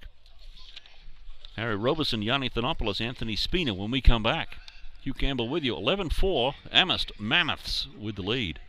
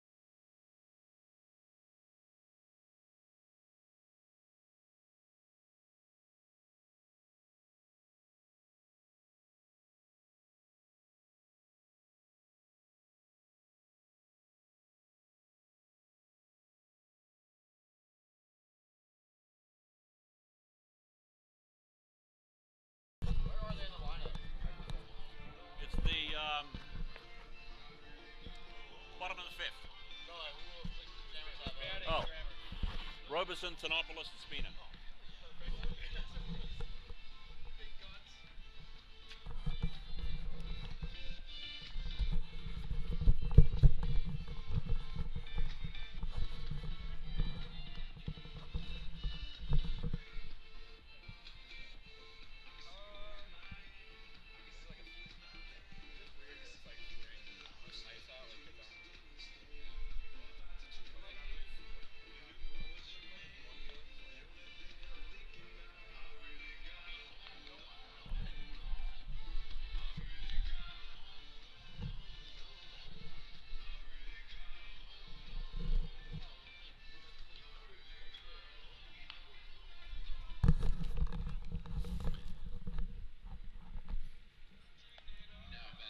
Bottom of the fifth coming up, and it's going to be Harry Roberson, Yanni Thanopoulos, Anthony Spina. If anybody gets on, it's going to be Ariel Kenny.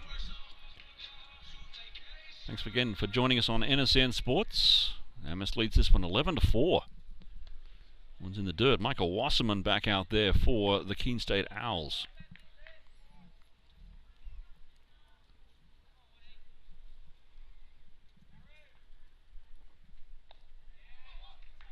So 2-0. Wasserman's first two pitches in the dirt. Harry Roberson doubled, fouled out, and singled in 3 at-bats prior to this one.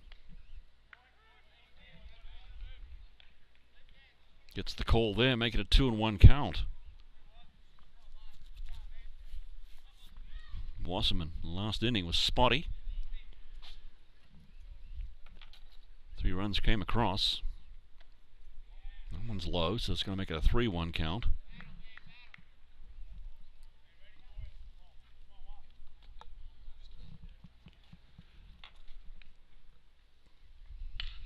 And a drive to center. Springfield on his horse. He might not get there. He will not. It falls at the base of the wall. So Roberson with a good double, splitting the center and a right fielder. And again, the ball not rolling at all. Once it hit the turf, it plugged. And I thought Springfield might have a chance, but it eluded him. And again, Wasserman not really fooling anybody up there. Brings up Yanni Thanopoulos. And with Harry Roberson standing at second base. A leadoff double by Harry Roberson. It's the pitch, Thanopoulos. We're going to miss. Strike one.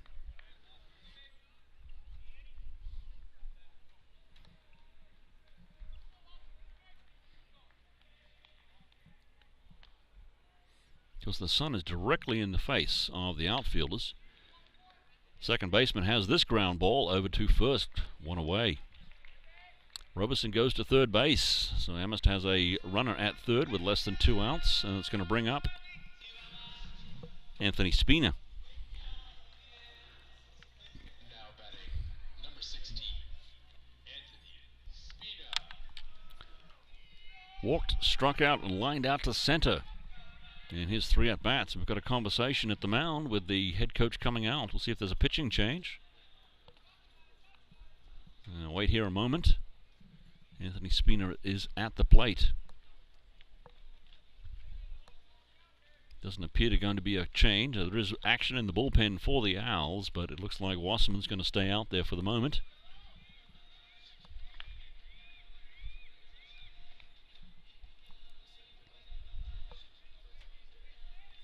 Roberson at third base, and looks like the pitching coach is all done with the conversation. And Wasserman's going to pitch to Anthony Spina. 11 runs on 12 hits for Amherst College, 4 runs on 8 hits for Keene State.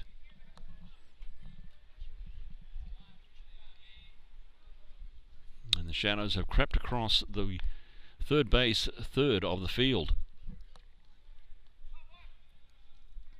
Anthony Spina, Michael Wasserman is the pitcher.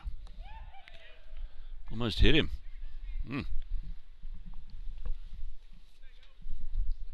So perhaps the MO here for Wasserman, by the pitching coach advice, is to try and tie up Anthony Spina inside.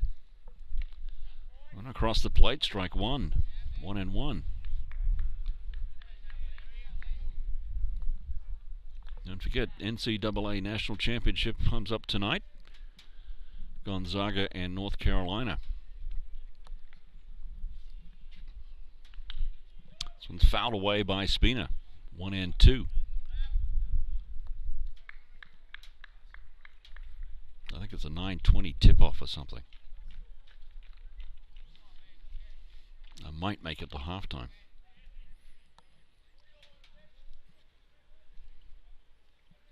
Carolina by 7. That's my prediction. Pitch to Spina. This one's popped up. It's going to be fouled away. So what? No, wait a minute. It's going to stay 1-2. Scoreboard has it 2-2, unless I missed a pitch.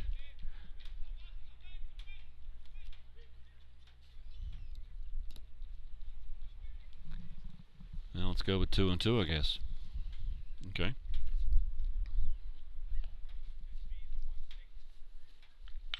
And a ground ball to the third baseman. He has it. Holds the runner at third. And the throw is not in time as Spina beats out the throw. Christian Bourget held the runner, Robeson, at third base, which was a good play, but then seemed to take his time. And Spina got down the line in a hurry and beat the throw.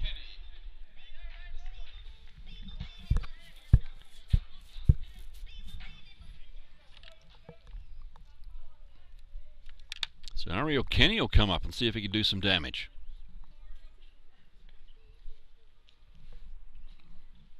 Now Bourget had to wait and hold Robeson at third, but by the time he got to release the ball, it was too late. First pitch is fouled away.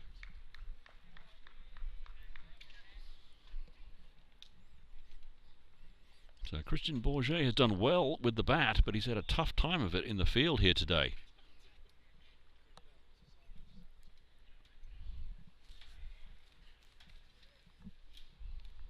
It's the 0-1.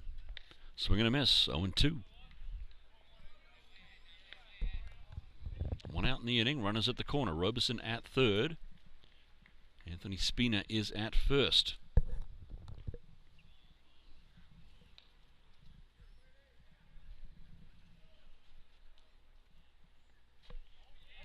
This ball's in the dirt. Spina takes off for second. There is no throw. He'll get there safely.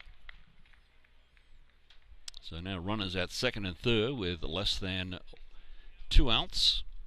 And the count is 1-2 on Ariel Kenny. Infield is in. And Kenny flies out to the third base line, but it's foul. Way foul.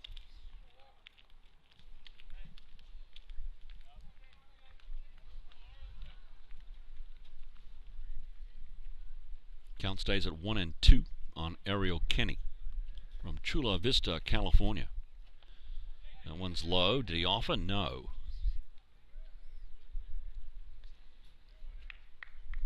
Count stays at 2-2. We're in the bottom of the fifth. Amherst with an 11-4 lead. The Amherst College Mammoths.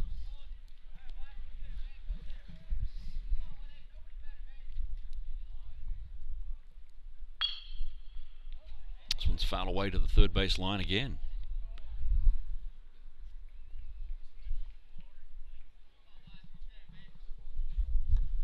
Ariel Kenny trying to get a couple home. Spina's at second. Robeson is at third. There is 1 out. The count is 2-2. Chase that one. Pops it into short right field. Nobody, well, no. The second baseman gets there, but he drops the ball. Robeson comes in to score. And the second baseman, Tom Miucci, got there. Not an easy catch, but he got there in time, and it popped out of his glove. The right fielder was charging, but Miucci got there in time and just couldn't hang on. So Robeson trots in. Spina goes to third. And that's an error on Miucci. And Kenny will get to first base on the error.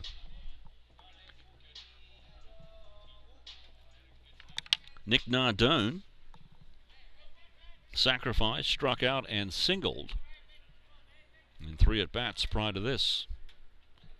So Wasserman has to endure some more.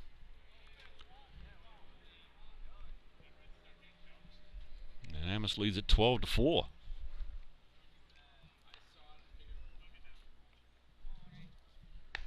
Tough going for the Keene State pitchers here this afternoon. We're not done yet. Strike there. And a clean steal by Kenny. So Kenny's at second. Spina's at third. Still only 1 out. And it's getting cooler here as we approach the 6 p.m. mark. 3 o'clock in the afternoon if you're on the West Coast. Noontime if you're in Hawaii. 1-2 is the count to Nick Nardone. Runners at second and third, 1 out. And Bourget makes the catch. Runners hold. And there's 1 out. So 2 outs in the inning now.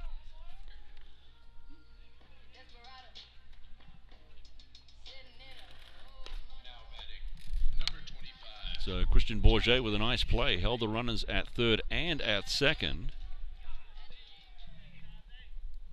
That brings up Chase Henley. Doubled, walked, and struck out.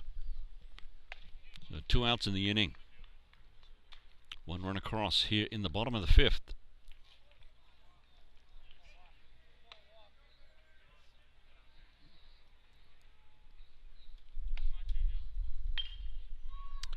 Fouled away.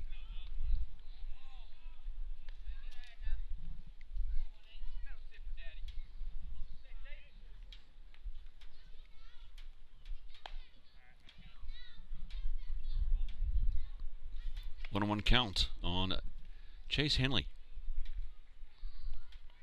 That's outside. Spina thought about coming home, but decides to get back to the bag. 8-run lead. No need to force it at this point. 2 outs in the inning. 2-1 is the count on Chase Henley. Michael Wasserman is the pitcher.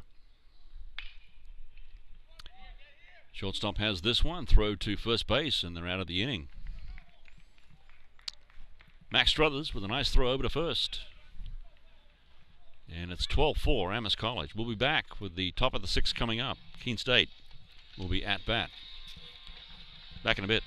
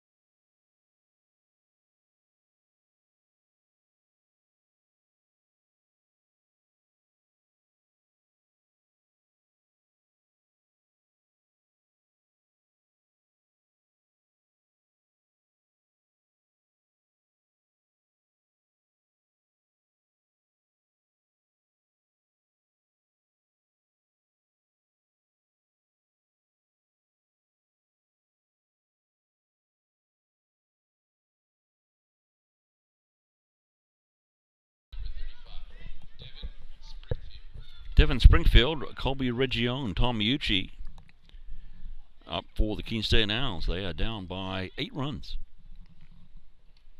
Devin Springfield, 3-run homer and a walk. Zach Horwitz back out there. 2 innings pitched so far. No one runs, no strikes, no base on balls for Zach Horwitz.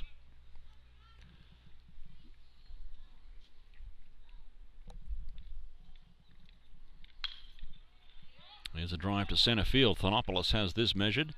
Makes the catch. 1 out.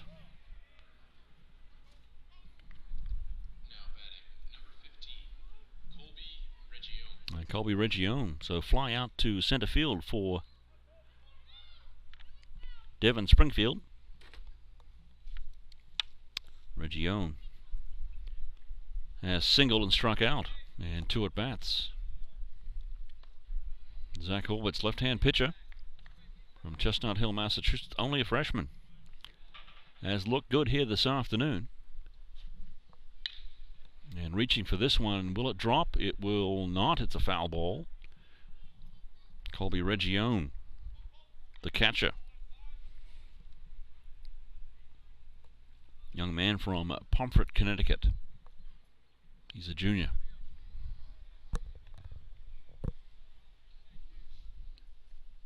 Here's the 1-1 count. Ground ball to third base. Nardone up with it. Low throw, but digged out. Nicely done by Henley. 2 down. So Zach Horwitz looking for his second consecutive 1-2-3 inning if he can get the next batter.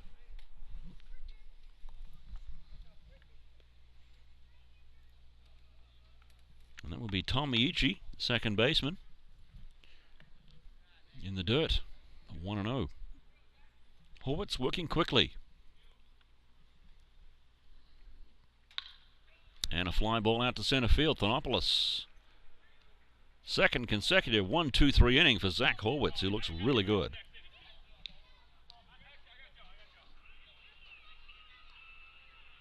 We'll come back for the bottom of the 6th. The top of the 6th is done. Keene, 1-2-3. Amherst College Mammoths coming up in the bottom of the 6th. It's 12-4. We will be back. Home squad in front.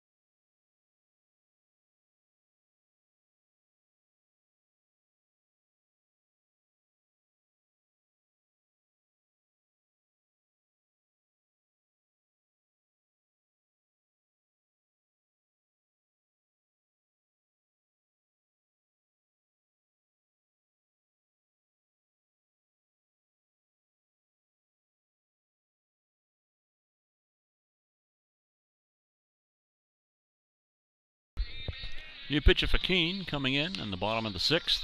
It is David Vieira, number 17. 0-1 on the season, 11.57 ERA and 4.2 innings of work. And also in the left field, number 32, David Savigny, sophomore from, let's see where he's, Rocky Hill, Connecticut. Vieira is from Wethersfield, Connecticut. Severino Tochi, Ryan Harden, and then Max Steinhorn. Well, as Brian Hand decides to put in a pinch hitter or 2. Amherst up handily here by 8, 12-4.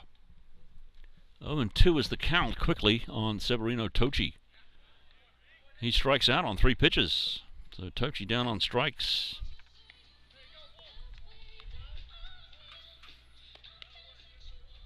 It's going to bring up Ryan Harden. Struck out in 2 doubles for Ryan Harden. This ball is a strike, so Vieira has come in here. and has been throwing strikes. It's the fourth one in a row. Struck out Tochi on 3 pitches. Here's strike 5. So 0-2 the count quickly on Ryan Harden. Scoreboard has it 0-1, but it's 0-2. And a ground ball to the second baseman, Miyuchi, over to first. Is he safe or not? Let's take a look. Yes. Pulled the first baseman off the bag. Had to go high with the throw. And he looks like he's shaken up. Connor Walsh is the first baseman. And that gave Harden a chance to get in cleanly on the first base bag. So we'll see if an error is charged to the second baseman, Tom Miyuchi. It does not appear that they posted an error. So a good hustle by Ryan Harden to get down the line. And he was safe at first base.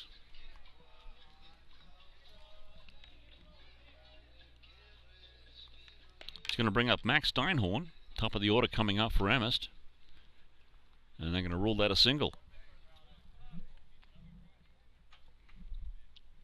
So 1 out in the inning. Vieira, strike 1.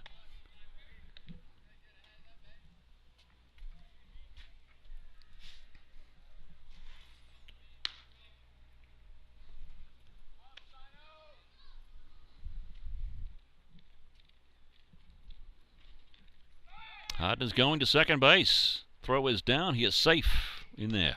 Beats the throw. So Ryan Harden steals second base.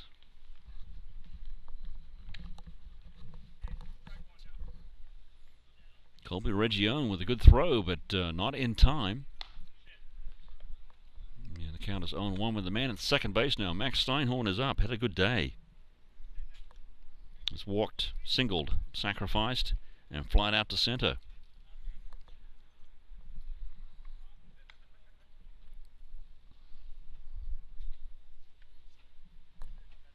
Harry Roberson will follow. He's had a really good day. 2 doubles, a single, and fouled out.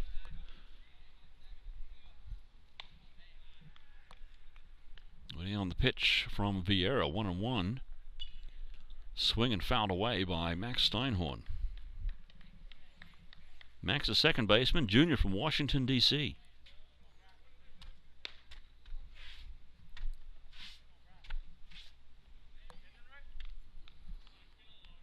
Warming up in the Amherst bullpen is number 17, Mike Castigli.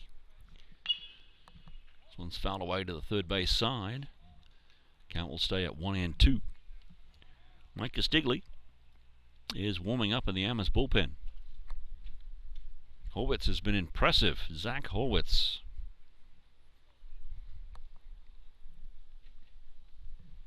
Now we'll see if Castigli comes in for the next inning, or they'll stay with Horwitz for another try.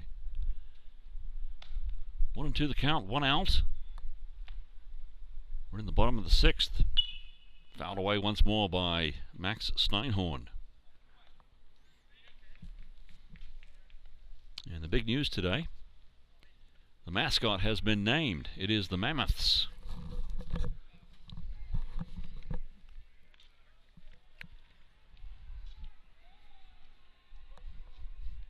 And so when the Tufts University and Amherst College get together, it'll be the battle of the elephants.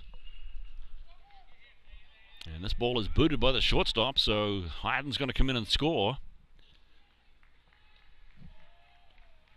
It's Max Struthers out there. Couldn't handle the hot shot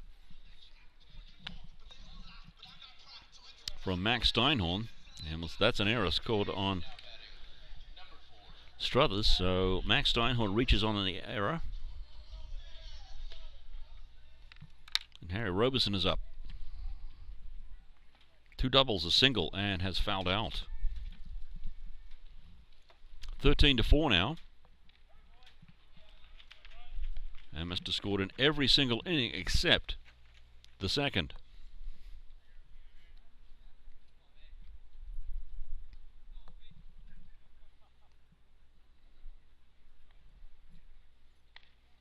Swing and a miss by Harry Robeson. 0-2. So 4 errors for Keene State. Have done them in here. They're down quite a bit, but the errors certainly have not helped. There's a ground ball that gets through. Springfield with the gobble up there at center field. He chucks it in. So Amherst with 2 runners on now. Robeson reaches on the single.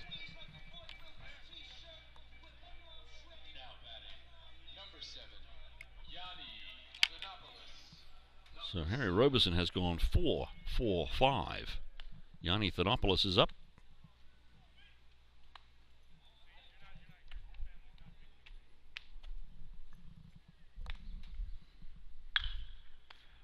And this one will fall down the left field line. Coming in is Steinhorn to score.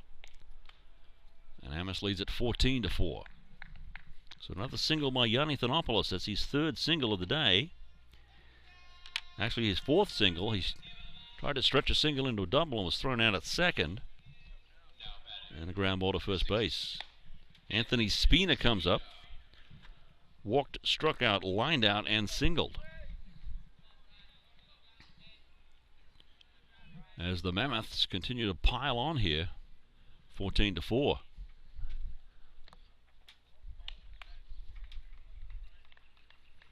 And the shadows have engulfed the field by about 50% now. Only the center fielder and the right fielder are in sunshine. Everybody else is in the shadows. Maybe the first baseman, but only by a little bit. 14-4 Amherst. And here's another shot to left field by Spina. So Robeson's going to come across. As Vieira hasn't fooled anybody here. So that brings up Ariel Kenny. That makes it a 15-4 game. And there's still only 1 out.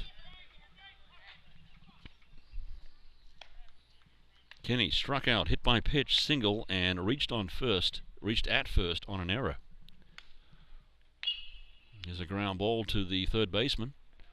Throw across the diamonds in time. 2nd out of the inning. Bourget over to Walsh.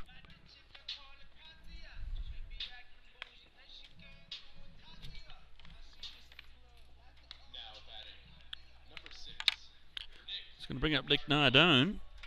Sacrificed, struck out, singled, and lined out to 3rd. 2 outs in the inning. And the runner at 3rd is Thanopoulos. The runner at 2nd is Spina.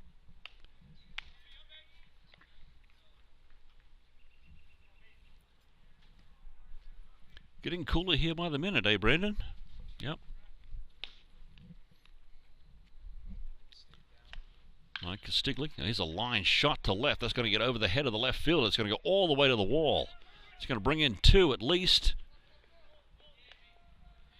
And in with a clean double is Nick Nardone.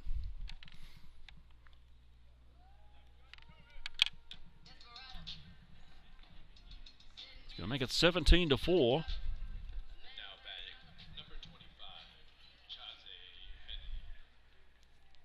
Chase Henley.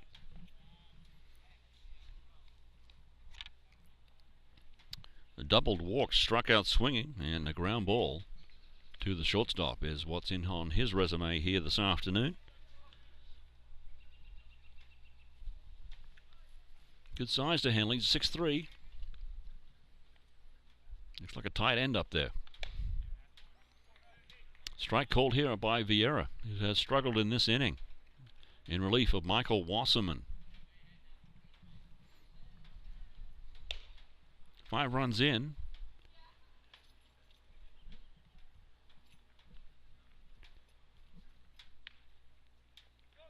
Catcher can't close the glove on that ball, but no advance by the runner, Nick Nardone.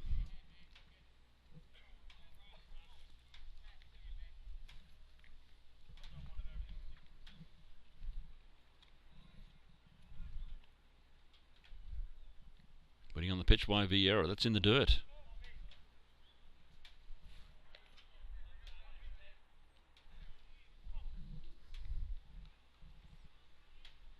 Two balls, two strikes, two out. Chase Henley is the batter.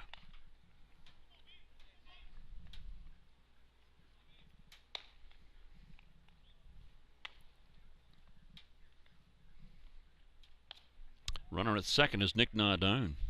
Nardone drove in two ahead of him.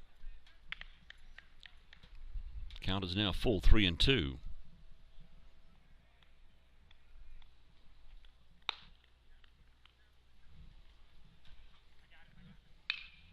And a drive to left field. That's going to be over the wall. Home run. Chase Henley with a two-run homer.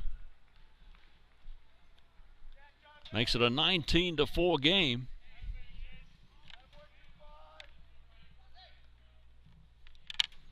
As he drives in Nick Nardone ahead of him. So a two-run homer for Chase Henley.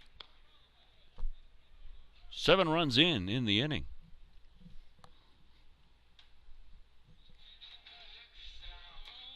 And David Vieira is going to stay out there.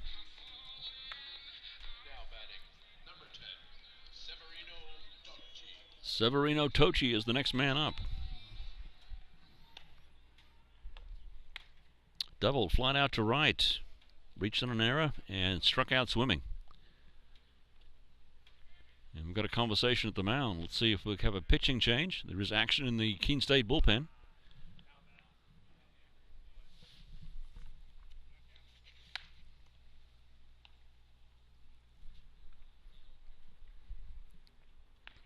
No signal to the bullpen yet. They might be just stalling for time.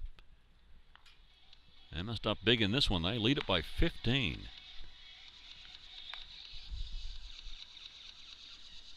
We are in the bottom of the 6th. They're going to leave Vieira out there to try and get out of the inning. There are 2 outs. And Tochi's the next man up. Tochi is a freshman from Weston. It's just outside the Route 128 belt. Familiar with Boston at all? Here's a drive by Tochi that's going to be foul. So 0-1.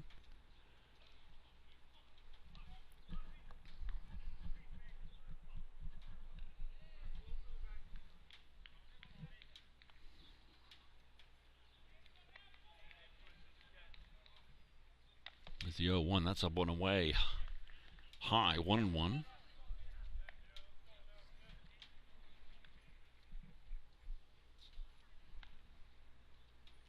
Amherst put a 5 on the board in the first inning. Keene came right back with 4. Hello, that might break a window. Close there. Wow. Tochi got a hold of one well out in front and hooked it. Up here by the Frack Gymnasium where we are posted. He's waiting for the crash of the window. And Keene came back with 4, and it was 5-4. And since then, it's been all Amherst. They put up 14 runs unanswered.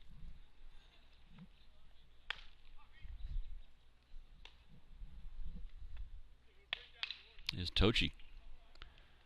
Finds the gap out to center field. So Tochi's on. Another run is in. Ryan Harden comes across. And the hit parade continues. That's going to ring out Ryan Harden and David Vieira. Hooker by Crook is going to stay in the inning and try to get out of it. So there's still 2 outs, and that makes it a 20-4 game.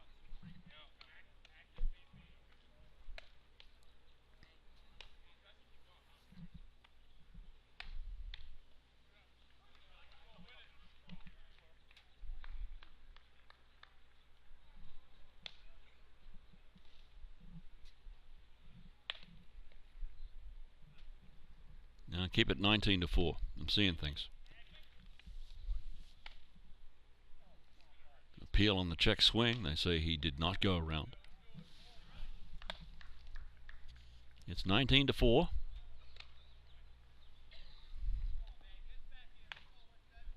I just expected another run to come in. Pochies at first base. And this one will get through. Again, the left fielder has been very busy out there today. So Ryan Harden singles to left. He had a pretty good day. A couple of doubles, a couple of singles, struck out. And number 11, Matt Santos, the pinch hitter for Max Steinhorst, has come into the game. Santos is a sophomore from East Falmouth, Massachusetts. Let's see if he's got an average on the... Let's take a look.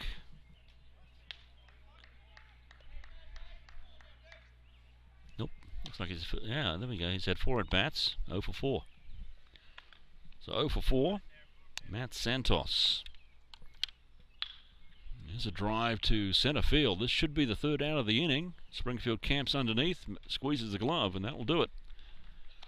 7 runs across in the bottom of the 6th. We go to the top of the 7th. Amherst leads it 19-4. Big lead for the Mammoths. We'll be back. Hugh Campbell with you, NSN Sports. Stay with us. This game will be over in about 3 innings.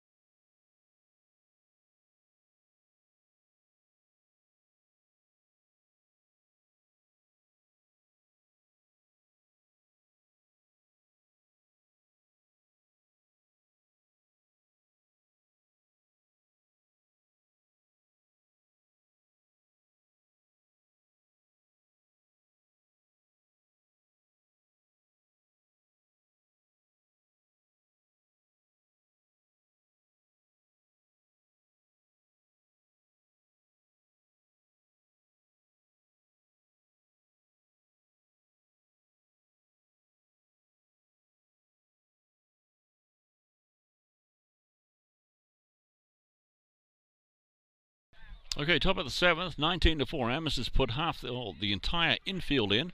Mike Castigli has come into the game to pitch. Max Struthers is the man at the plate.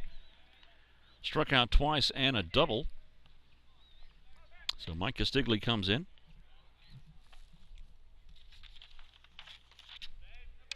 Pitched an inning and 2/3 this season. Getting some action here now. We're in the top of the 7th. Amherst leads it. Pretty healthy lead, 19-4. Count is 0-2 on Max Struthers. We'll try and keep an eye on all these people who have come in. Sam Ellerwood has come in at 3rd base. And the entire infield has been swapped out by Brian Ham. Swing and a miss, struck him out. David Savigny should be the next man up for Keene. Now batting, number 32, David Savigny. Man, that is true, David Savigny.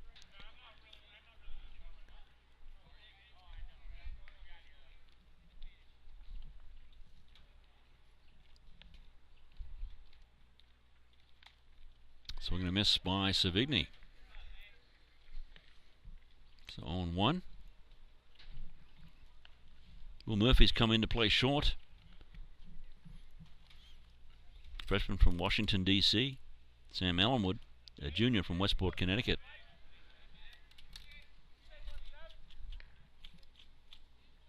Matt Santos is in at second base from East Falmouth.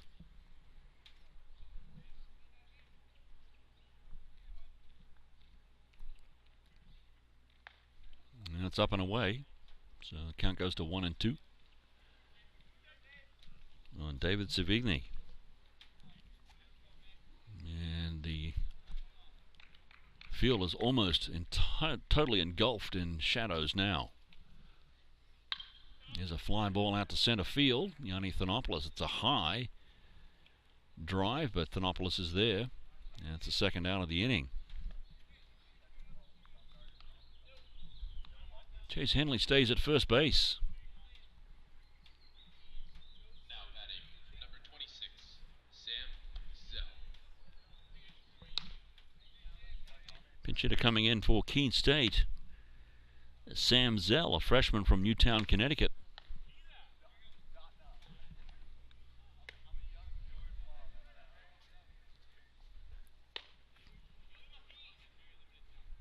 Mike Castigli, the pitcher on the mound. 2 outs in the inning. And a line drive here to the third baseman. Gets by him. And picking it up in left field and sending it in is number 12 for Amherst College, Ryan Harden, who's moved over to right.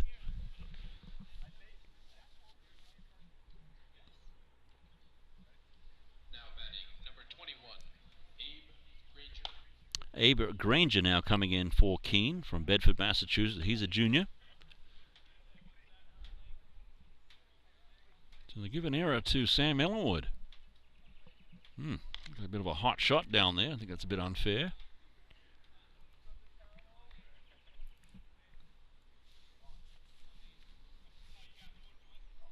That's the first error of the day for Amherst College. Granger, a pinch hitter for the Owls. They are down by a lot, 15. Count is 0 and 2.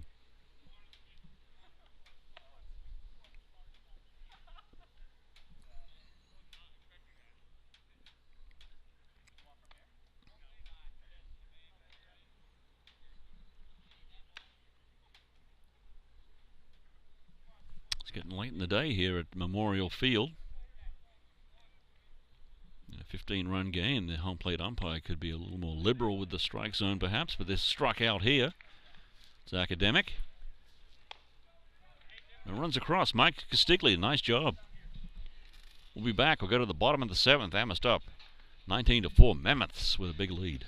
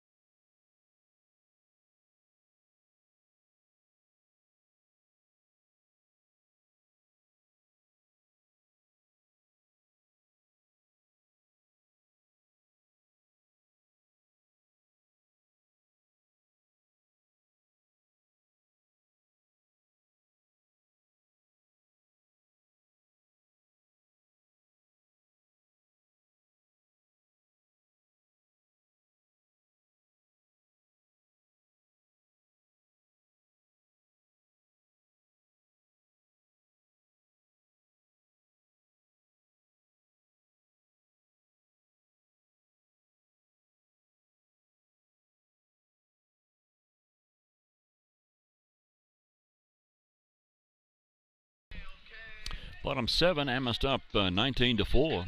Will Murphy's going to come in and get a bat.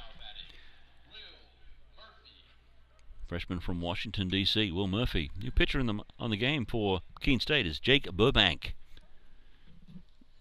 This pitch from Burbank is a strike.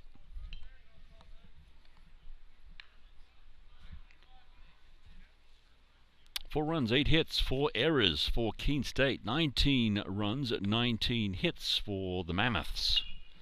This one's fouled away.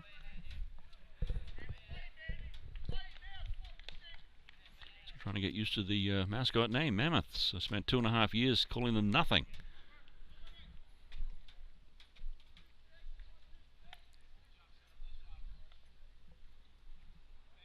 0-2 the count on Will Murphy. Reaches for this one. Stabbed by the pitcher. Over to first. 1 away. Nice play by Burbank. Connor Walsh, the first baseman. Easy play. Yanni Thanopoulos is the next man up.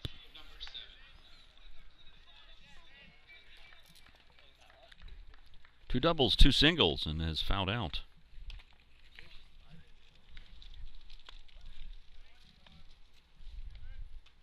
First pitch is a strike from Jake Burbank. There's 1 out in the inning. We're in the bottom of the 7th. Sharply hit to second base. Nicely done by Mayuchi. Picks it up, throws it to first. He's out. Tough play for Tom Mayuchi. Made a nice job of it. And there's 2 away very quickly. So Jake Burbank has found something here.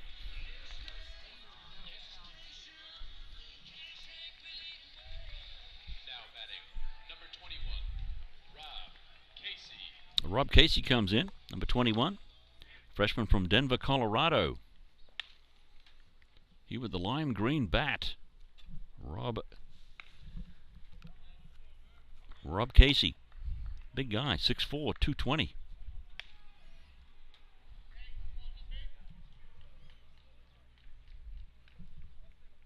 One at bat, 1 hit, batting 1,000. Rob Casey. Quickly 0-2. And there is 2 out in the inning. So Jake Burbank has made easy work of the first 2 batters, looking to make it a third with Casey here, 0-2. Swing and a miss. Strike 3. Jake Burbank, where have you been all day, son? We'll be back. Top of the 8th coming up. 19-4. Amherst with the lead.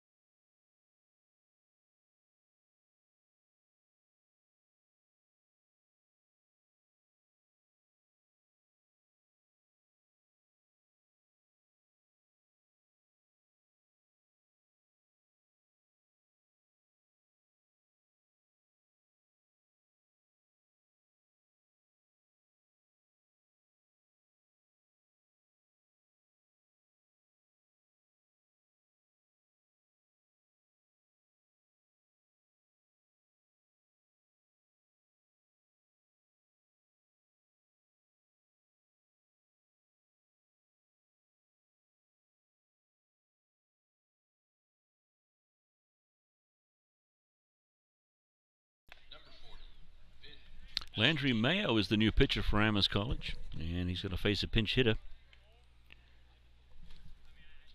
number 40, who is not on the roster. Okay. Hang on, let me see if I can find out who number 40 is.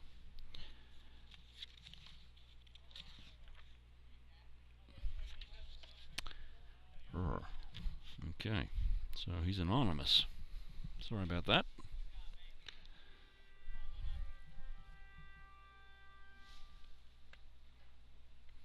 Now batting, number 10, John Tarasio. John Tarasio is the batsman. Number 40, whoever he is at first base. Sorry about that, Mum and Dad. I just don't have him on the roster unless he's changed his number.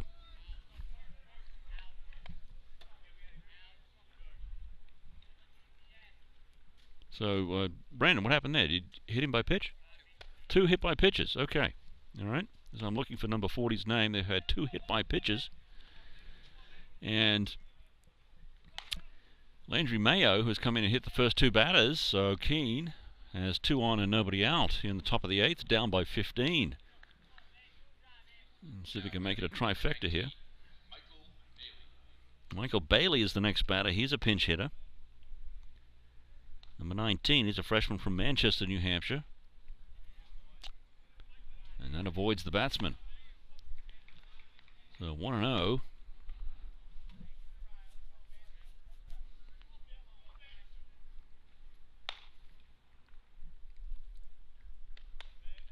Strike called.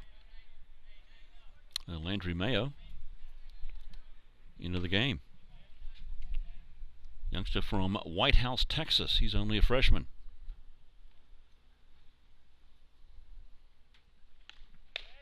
Strike 2.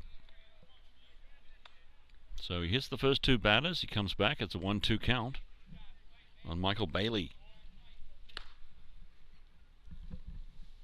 Mammoths with a 14-run lead. 15-run lead.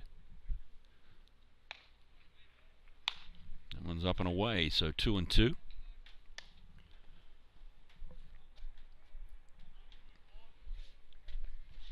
I was hoping for Fighting Poets, I really was.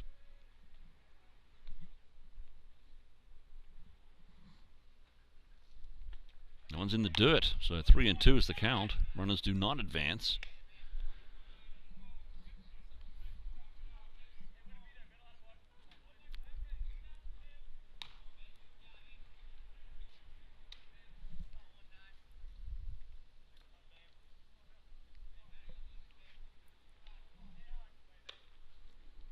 Top of the 8th, Amherst with a comfortable lead. And that's ball 4, so the bases are loaded, nobody out. So Keene with a chance to get a quick 15 here. Number 15, Colby Regione. And the catcher, Colby Regione, who stays in the game, he is up.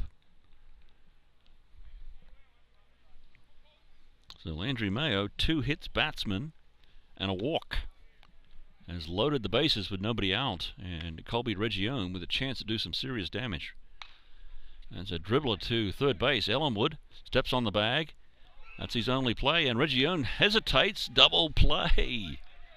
How about that? Colby Regione, he just wasn't sure what was going on. Now he's got his arms apart as if to say, wasn't that a foul ball? And it's not ruled a foul ball. It's a double play, and he stopped going to first base. He's out. Sam Ellenwood made the play at third, stepped on the bag, and threw to first. And Colby Regione stopped running. He thought it was a foul ball. And in a 15-run game, we'll take it.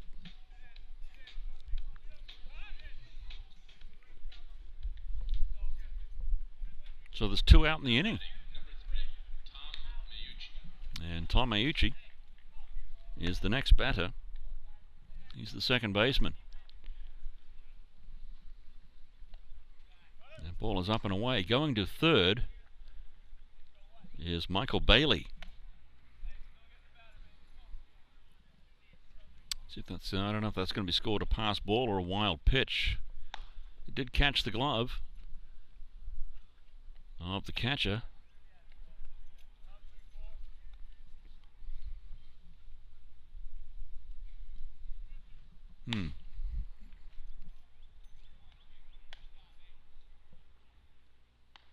Swing and a miss on Maiucci. Runs the count to 1-1. So a double play. And a catch by Sam Ellerwood. Gets Landry Mayo out of the inning. We'll go to the bottom of the 8th. Amherst up by 15 runs, 19-4. Hugh Campbell with you, NSN Sports. Back in a little bit.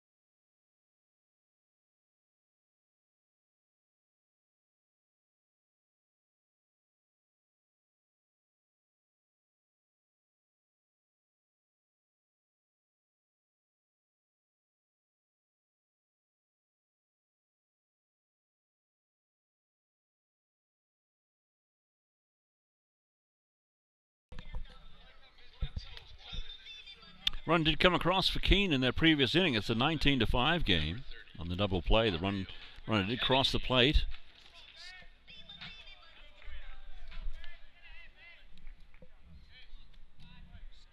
Ariel Kenny is the batter. Jake Burbank will go back out there for the 8th inning. Kenny's had a nice day. Struck out, hit by pitch, single. Reached on at first on an error, and a ground ball to third. Been fighting out of late, Ariel Kenny.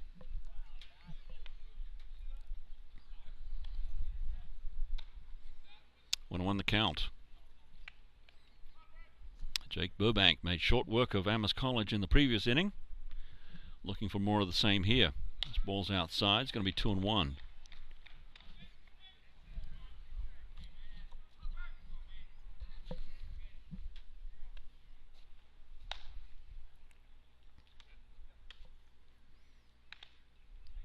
Make it 2-2. Getting on the dark side here now at Memorial Field. Sun setting in the west. No lights here. So I'm going to have to play through. But the light, darkness could be a factor. 2-2 on Ariel Kenny. Make it 3-2 now. That ball is up and in.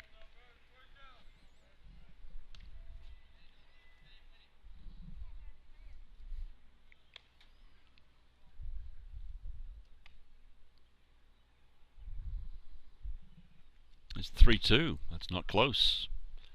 So Kenny walks.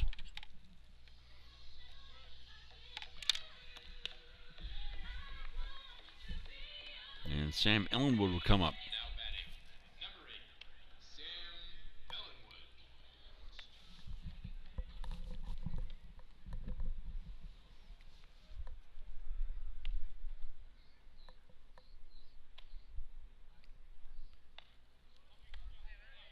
Up and away this time.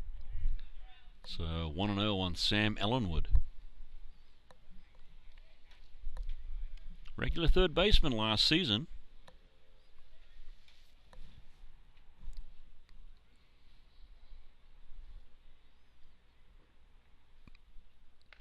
Again up and away.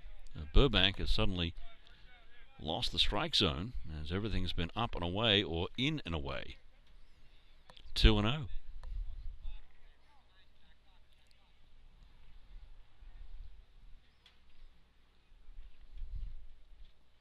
Again high, and that'll force the catcher to come out and have a conversation. Everything's been up. Burbank in the last inning came in and just blew everybody away. So 3-0 the count. Kenny has already walked, so he's on first base. So 3-0 to Sam Ellenwood.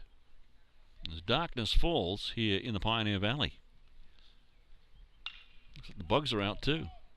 There's a high pop. This is going to be tough in that sky, but it's taken by the left fielder. That's David Savigny out there, so there's one away.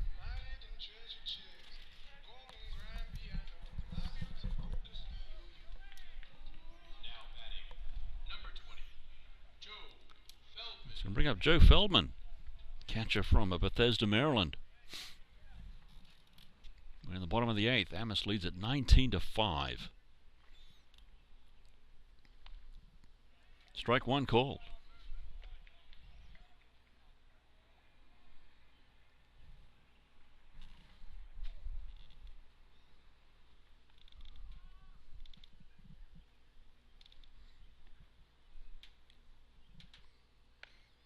Again up.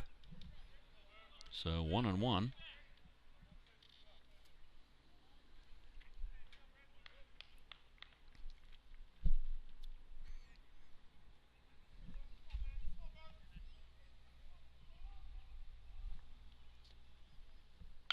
And a drive to left field. This has got a chance if it stays fair. It does not. Home run distance for Feldman, but well foul. 335 down the line, 365 in the power alleys left and right, and 390 to center field. Joe Feldman gave that one a ride. Off-speed pitch does not find the zone, according to the umpire. 19-5, I would say close enough.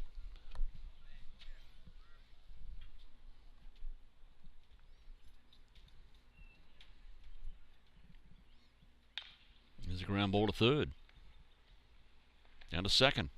One out there, I think. Yes, there's the call from the umpire. Took his time. Wasn't sure about it.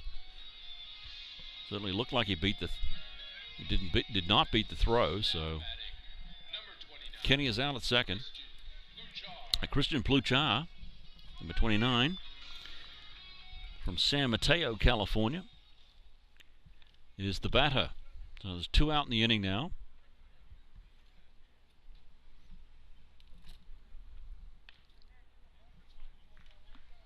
And Joe Feldman is at first base. First pitch is a ball. 19 runs on 19 hits, 1 error for Amherst College. 5 runs on 8 hits and 4 errors for Keene.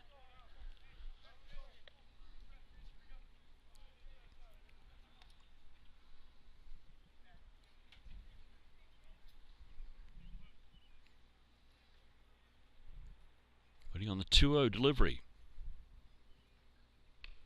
It's in there for a strike. Keene State plays in the Little East Conference. Amherst, of course, in the NESCAC. Middlebury comes into town this weekend. It'll be a first conference play action for Amherst. They were supposed to play Bowdoin yesterday, but the field was just not in condition to play. The weather was iffy too. Nichols on Saturday was a complete disaster. I mean, 4 or 5 inches of white stuff on the ground. And the field crew has done a fabulous job in getting this field ready. Here's a pop up to first base, and it's going to fall foul. First baseman gave it a look but couldn't get there in time. It's Connor Walsh. End result was a foul ball. 3-2 the count with 2 outs. Bottom of the 8th. And light is becoming an issue.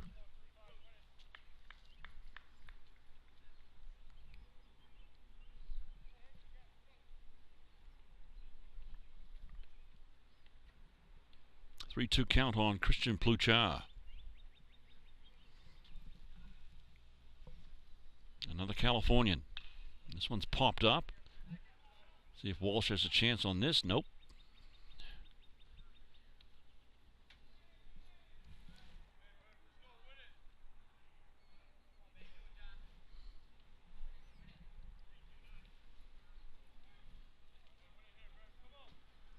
Again, the 3-2 from Jake Burbank. Ooh, strike 3 is called as Pluchar turned away as if it was the pitch had hit him, but it was right down the middle. That'll do it. We've got 3 outs to go here at Memorial Field. Stay with us. 19-5. Amherst College Mammoths with the lead.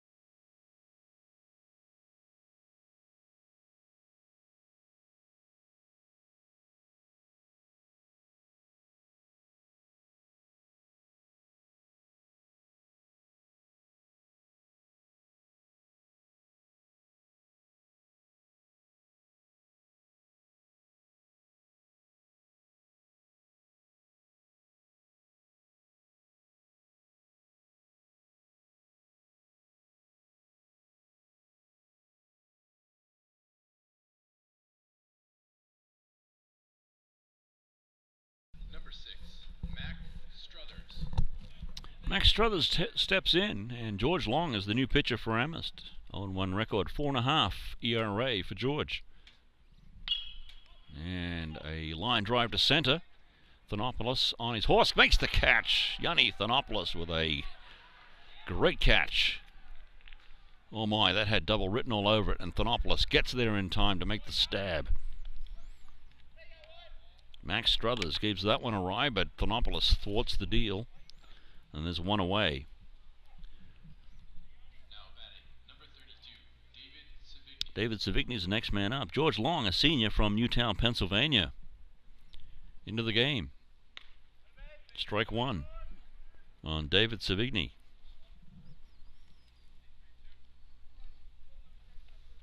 Great catch by Yanni Thanopoulos, and the daylight is not very good here. Just to make things a little more difficult. Strike 2 on Savigny. 2 outs, and this one's in the books for the Mammoths. They lead at 19-5. Ooh, close. Strike 3 called. Yes. And Savigny gives the home plate umpire a look, but again at 19-5 and darkness falling, benefit of the doubt will go to the pitcher. So there's 2 outs. Now batting, number 26, Sam Sam Zell. Zell could be the last batter of this game. Here's George Long into the windup. Strike 1 called. Run across the knees.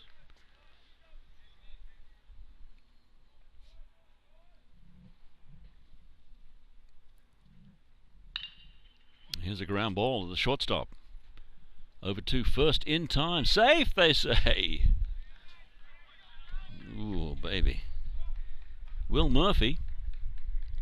A nice throw over. And the first baseman's Rob Casey. Now batting, number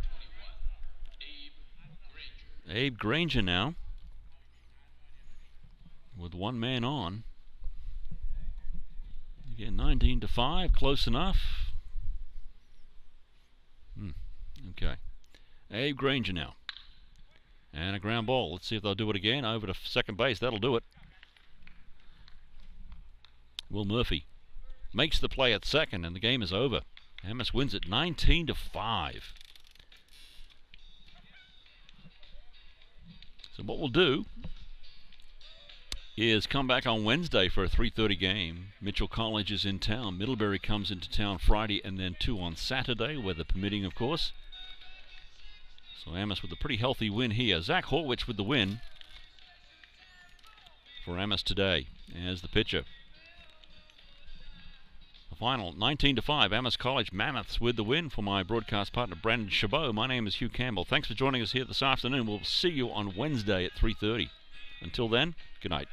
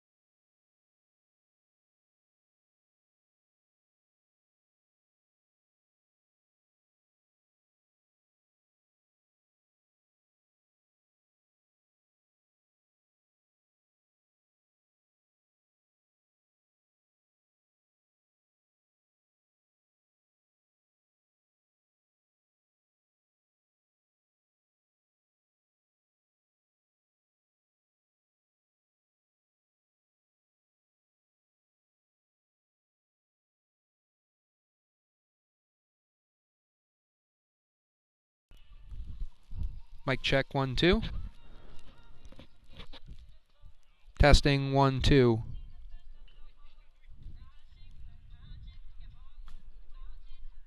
Mic check. Test.